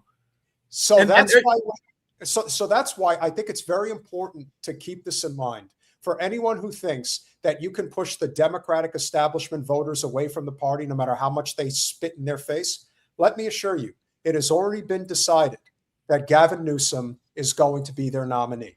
The superdelegates are going to back him up. He's going to have the money, and he knows how to sell it to the very privileged and pampered, desperate housewives of the United States that are going to vote for him in the presidential primaries, especially in states like New Hampshire and South Carolina. And as a result, he's going to move to the front of the line, and everyone is going to fall in line. They're not going to question it, because when things were going down the way they were against Bowman as well as Bush, the freaking guy that was running against Bowman, the Israel lobby gave him $25 million for that race, and you didn't hear a peep out of the establishment or the people that were voting that really could have made a difference. Yet, on the inverse, you look at what's happening right now with Massie's campaign, and you've got all of the America Firsters backing him up and telling Trump to get fucked. So as far as I'm concerned, when people say that people that support Trump are in a cult, well, maybe the people that are still supporting him, but they blanket everybody who's a conservative that is essentially in that camp. And that's simply not true. And so to me, that really is the difference, and why at the end of the day, we have to get out of this red versus blue two-party mindset. It will be the death of us, but I'd like to think, considering how bad things are getting, most of the country's starting to wake up to that reality. And I truly believe that. I've seen it, as I make my rounds. I've seen it, and it's thanks to people like yourselves. That's why I look forward to coming on your show. Man, it takes people like yourselves, and I'm glad to see your audience is steadily growing, and I look forward to coming with y'all every time, because I truly appreciate what you all are doing. What part of the country are you in, Dennis? Where are you in Virginia? I'm on the Maryland side of what we call the DMV. I'm 20 miles outside of Washington, D.C. So, when you and so over the summer, I venture to the hills sometimes, and it's sad, in the early part of the Gaza part of genocide, I went into the halls of Congress, and to see all those signs out there, we support Israel, on the doors of our Congress. Jen, it was just shocking. I saw it personally. Jen, we gotta meet up when we come to. Oh yeah, I was going to say. So Peter and I are planning on being in DC. I mean, I'm planning on being there April 14th to the 18th. I'm going to meet up with the Doctors Against Genocide. They're going to be doing something on the Hill on the 15th, and I'm going to try to us connected up with them. But yeah. Okay, I will email y'all after this and make sure y'all have my number and everything. Absolutely. Their first visit to the Hill, Larry Wilkerson and I was with them. Time that's flies awesome. by. Yeah, the first visit they ever made, Larry Wilkerson and I was with them to get them some credibility, and we went to some of their meetings with them. I can tell you, there was a lot of Democrats did not want to let them in the office. That was so sad. Yeah. But I don't think they'll be too happy to see me either, but that's okay. Yeah. Change is coming. Have a wonderful evening. Always great to see you, my friend. Thank you all. Thanks for having me again. Dennis. All right. Take care. Bye-bye. Well, we always say it, but if you've enjoyed this conversation, which we hope you have, please consider going over to patreon.com/revolutionary change. For as little as $5 a month, you can become a supporter of our small but mighty, yet still growing, despite being suppressed, channel. Let's kick it off. Actually, go over to Patreon and you can also join for free. Haley M., thank you so much for becoming a YouTube member. We really appreciate you being here. Tony D., 26 months, saw a documentary about children killed in Gaza. Remember, that's just a theory, Tony. It's just a theory. They don't target children and civilians. And I saw somebody, and I don't know if it was you, Tony D., where you said that the number they're giving is 17,000 children or 18,000 children. That's insulting to me. Like that it's just, no, we're at about 400,000 children. Easily. Jim Talib, thank you so much for the $5. Really appreciate you, brother. Piano Man with the $10. Appreciate you, my friend. Citizen Pendejo with the 20 pesos. Blumenthal tweeted about this bid. Nobody believes you. Listen, about Yeah. Milikowski. Yeah. Max has been doing amazing work, to say the least. Gooba 444 with the 499. Everything looks brave to a chipmunk. Well, I know that that's the one that you wanted to highlight. I couldn't stop because that was just really funny. Citizen Pendejo with the 20 pesos. Google PDFs. Won't let super chats through. Not surprising. Chris Garrett, great to see you, sir. Thank you for the $5. So was Venezuela all about securing supplemental flow of oil in anticipation of when the Middle East flow gets shut down? Sounds like a coordinated plan. I'm sure it was, but here's the thing. The crude oil that is coming out of Venezuela is very, very hard and long to refine compared to oil from the Middle East and from other parts of the world. Yeah. So who's to say that they're not going to have a hard time getting things where they need them to be? But even if that were true, make no mistake, we have a government that has been captured by the Zio state. I mean, at this point, it's pretty. Again, and I've said this to you before, it isn't just a matter of the strait. Let's say hypothetically we're able to get or militarily get Iran to open up the strait. It won't matter if they set all the product on fire. There will be nothing to send. And I do not think China is going to allow their economy and their infrastructure to be affected by our bullshit. I agree. Brian Burns, it's been a while, my friend. Good to see you, sir. Thank you for the $2. Kenman with the 279 Canadian A. Samson option, though. Yes, I mean, listen, there is. It's a concern. If there is one thing that I have always maintained is probably the primary driver as to why they are able to get away with what they get away with is because they've made it clear. If the walls close in on Israel, we will go down in a blaze of glory. We will drop nukes wherever we can and take as many people with us. And frankly, they've probably made it very clear that we'll launch nukes at the United States if we have to. He threatened that the other day. That was a threat. What he was saying, Iran is doing this. No, what he's really saying is that we're going to do it. Let's be very clear. Iran has no intention of going after non-military targets at this point. But that's not to say that everybody can't be pushed to a point of doing things they wouldn't normally do. It's true. Thank you, Soon Heaven, for the $1. Carson Cruz with the $10. When human depravity, Netanyahu, unites with moral depravity, Trump, 153 children die. And that's just that's just starters. It's going to get so much worse than that. Even as Iran holds on, we are told Turkey, not Turkey, is the new Iran. Correct. I know. Because they don't say it right. Everybody says Turkey. It's Turkiya. And so when the Anglo people say Turkey, like it's a bird, it isn't. So that's what he's saying. They say it wrong. I know. It's Turkiya. Marvin Vargas with the 199. Lindsey Graham election up. Even if it was, it doesn't matter. I mean, like I said, Nancy Mace was not going to wait around for him to step aside. So that's why she's running for governor now of South Carolina. Shocker, right? And that woman will run for president. That's going to be a hoot. You want to talk about a person who's probably got a lot of. It seems like just about anyone who makes it in politics in the state of South Carolina has a closet full of skeletons in more ways than one. Lindsey Graham, Tim Scott, Nancy Mace, and on we go. Holla, great to see ya. Holla! Thank you for the $9.99 super sticker. Thank you, Holla. And I guess you highlighted this one.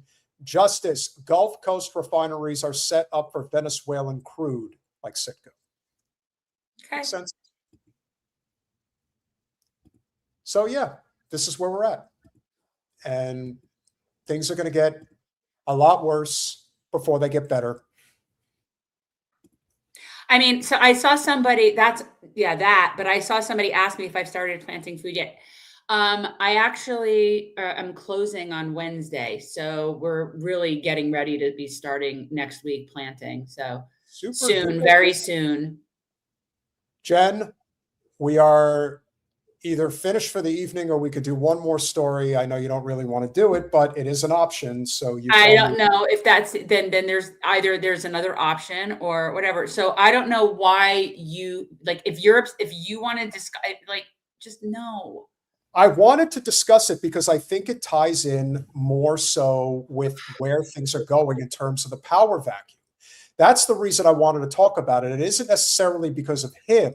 It's just because they will put. I know, but I just don't want to. I just don't want to. There's, in this situation that we're in right now, there's a lot of other things to talk about that are in conjunction with that is not that. So, no. And I think that, it's also a distraction from what is getting worse and worse for Palestinians. And now people are not looking at that as much because now everyone, of course, is rightfully distracted with what's going on with Iran. But could we talk about it without pulling up the video? I don't talk about whatever you want. All right. I honestly, I don't, I just, yeah, whatever you. You don't think you don't think that it's relevant? You don't think it's not that I don't necessarily, I think a lot of things are relevant. I just think that that's not relevant to me. Well, I think it's fair to say that the Democratic Party doesn't care what anybody thinks because they know that their voters are going to do as they're told. Is that fair to say? Well, yes, because their voters that they still have will get back in line. But I don't think that's enough people at the end of the day. And I still maintain, the Democrats' greatest chance is, maybe they'll win back the House or the Senate in the midterms. That's possible. That's possible. But it won't make a bit of difference. And at the end of the day, come 28, they still have nobody. So it won't matter what happens in 26. It really won't matter. Nothing is going to change. And even if they have a Senate and they, for whatever reason, convict Trump finally, again, doesn't solve our problems. It doesn't do anything for our problems. No. So, then we just have a Peter Thiel puppet running shit. Not a selling point. So again, I just think the Democrats are going to be irrelevant, and it doesn't matter even if they end up winning in the midterms.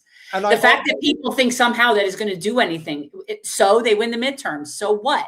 Yeah. What do you think they're going to accomplish? They're not going to do anything. And they still won't win in 28. They still won't win in 28. It doesn't matter.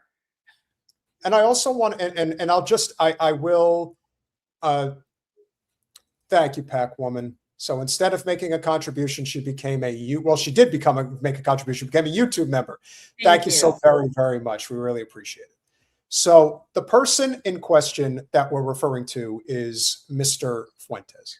And the reason I bring him up, and I'm not going to show the video out of respect for Jen, is that he made a clip the other day, basically in response to what is going on in Iran, saying, F the GOP, to hell with Trump, and to hell with the party.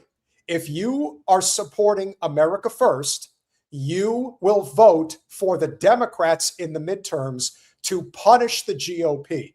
Now, the key to this message that he put out there isn't the message of, oh, look what he said to get the Democrats or to get Democrats elected. No, I don't. In fact, I can't stand him, but I can respect the fact that he's got millions of people following him. Could you give me a break, please? Like, I'm really trying to do a segment with you. Okay. Okay. So as a result, why is this important? It's important because if you look back at the 2024 presidential election, and it was clear that Harris and Biden were never going to change their position when it came to the genocide in Gaza, did we hear one prominent voice, anybody, who said, you know what? I don't care what happens. Do not vote for Harris and Biden under any circumstances. Vote for a third party. Heck, even vote for Trump. The Democrats have to be punished for supporting a genocide. No. What did we get from everybody? Vote for the Democrats because the GOP will be worse.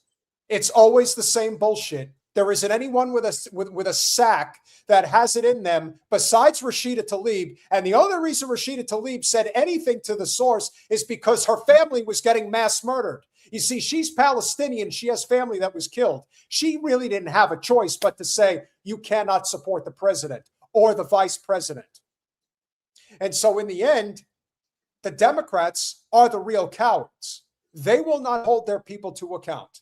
They will not do anything to tell them, hey, you support Iran or you're supporting war in Iran. Is there one person, Jen? Is there a single person in the Democratic establishment or the Democratic news echo chamber that is going to take Mark Kelly, the senator from Arizona, to task because he comes out and says, I'm going to have to think about whether I'm going to vote in favor or not of going to war in Iran? This is why you need to get these people on record. Yeah, I mean, again, I don't think any of them are planning on doing anything. So it's just all theater. Well, that's the problem. But at least but therein lies the real difference between the red team and the blue team. The red leaders actually fear their people.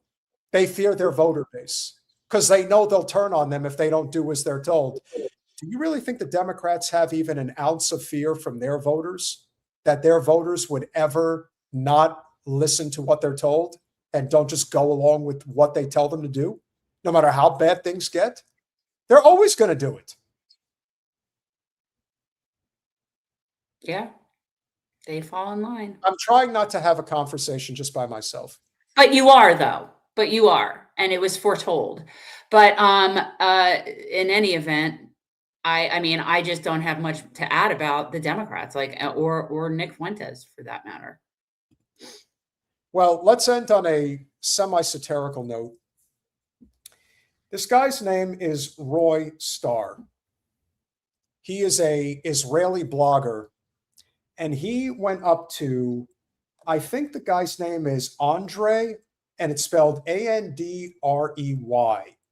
He's an independent journalist and activist in Palestine. And this happened over the weekend. Peace with us? So what do you want? You want war? What do you want? You want war or peace? What do you want? You want war or peace? Decide. Decide if you want war or peace. Today we got pepper sprayed by an Israeli far-right TikToker by the name of Roy Starr, who came here to the Palestinian village of Ras al-Auja, invaded our activist compound.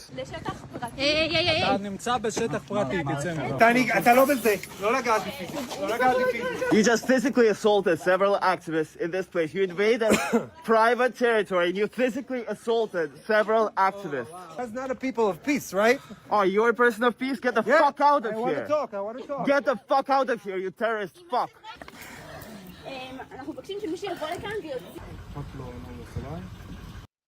They're so tough. They're so tough that they have to shoot people with pepper spray. And it's always to people either half their size or of the opposite sex that can't physically handle themselves. But let me assure you, with somebody like Roy Starr, if he decided to try to shoot pepper spray in my face, it would not have gone over quite as well. And again, they're all the same as far as I'm concerned. Yeah. Are you participating in this one? I was watching the video. I mean, I'm just waiting. I'm not familiar with this video. I'm watching the video. Tell me, are you a peaceful person? Are you here for peace? Are you here for peace? Get the fuck out. Or are you here for war? Because if you want war, you're gonna get war. פה יהודה.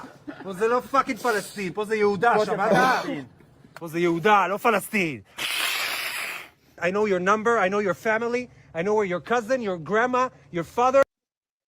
The only reason these people get to exist is because the Palestinians are unarmed. It's very easy to be brazen when the military allows you to do it and the people you're going up against are unarmed. If there was a way for us to get weapons to some of these Palestinians, like I'm sitting here envisioning how amazing it would be if this guy who's filming just pulled out a knife and stuck it right into this guy's chest. Just right now, like seriously like that. And here's the thing, they don't even need guns. Seriously, they don't need guns. I would love for this guy to just pull out a blade and shove it right into this guy's chest. I would. That's what I'm wanting to see. So, you know. Remember, he's native to that territory. Yeah, with his blonde Viking hair. Yeah, he looks real native. Your uncle, I know where everyone lives. And from this day on, anybody who harasses other people is gonna get harassed by himself. I'm starting a new project, which means harass the harasser. You understand?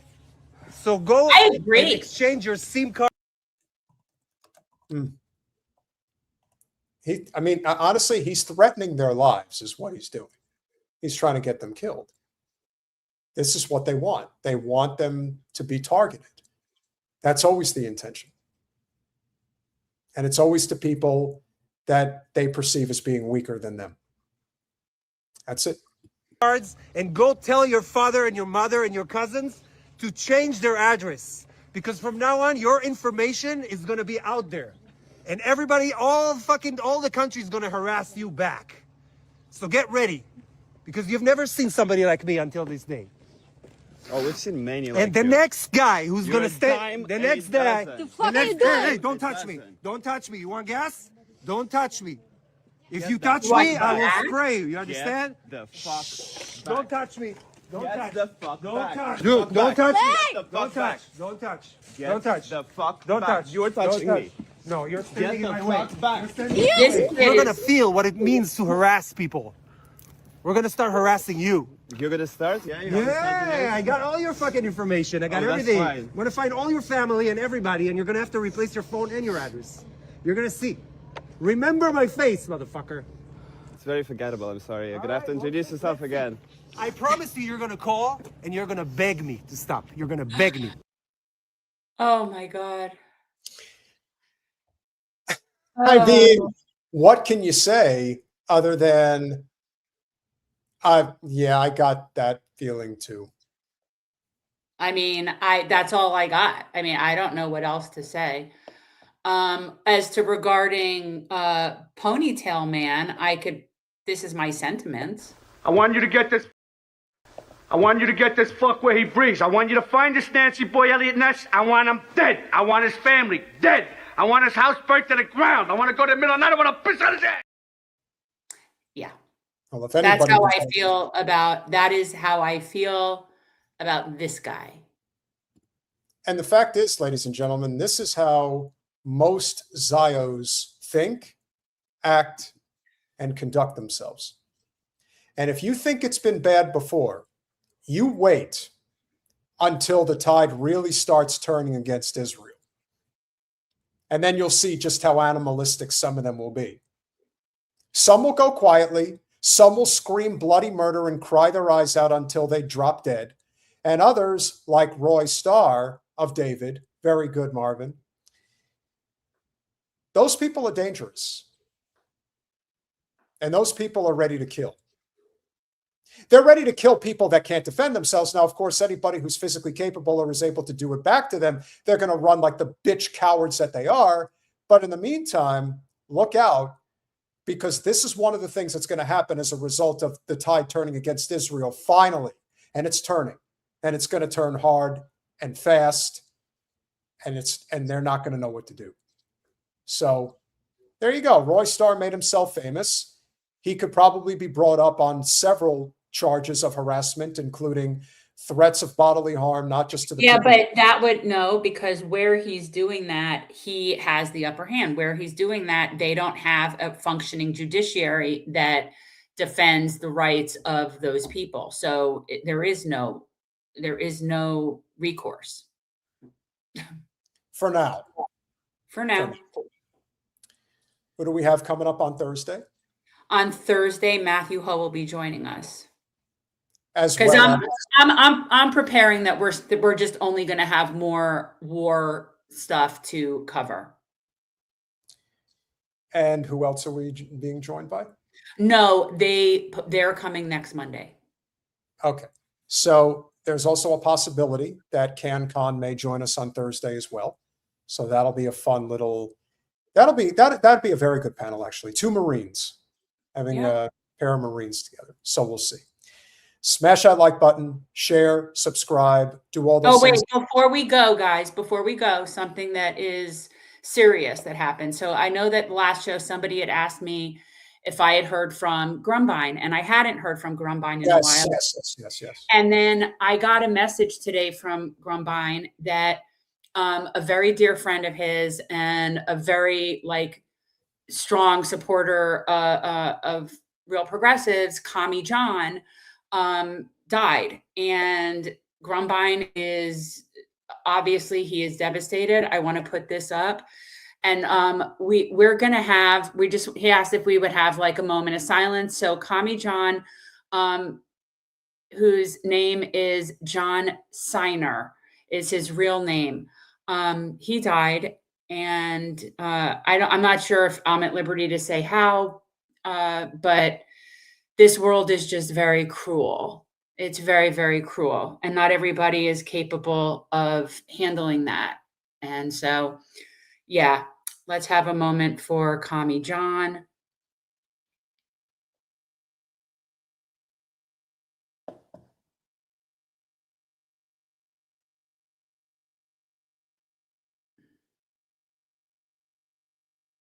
Thank you guys for that. And just to remind everybody who this was, he is the person that created this graphic for us, which will always be one of my all-time favorite things, because for people who don't know, that nothing better is a better graphic of my life than this. Nothing could be more true. And Kami John and now did this, and now it will always mean even more to me that he did that for us. But rest in power, Kami John.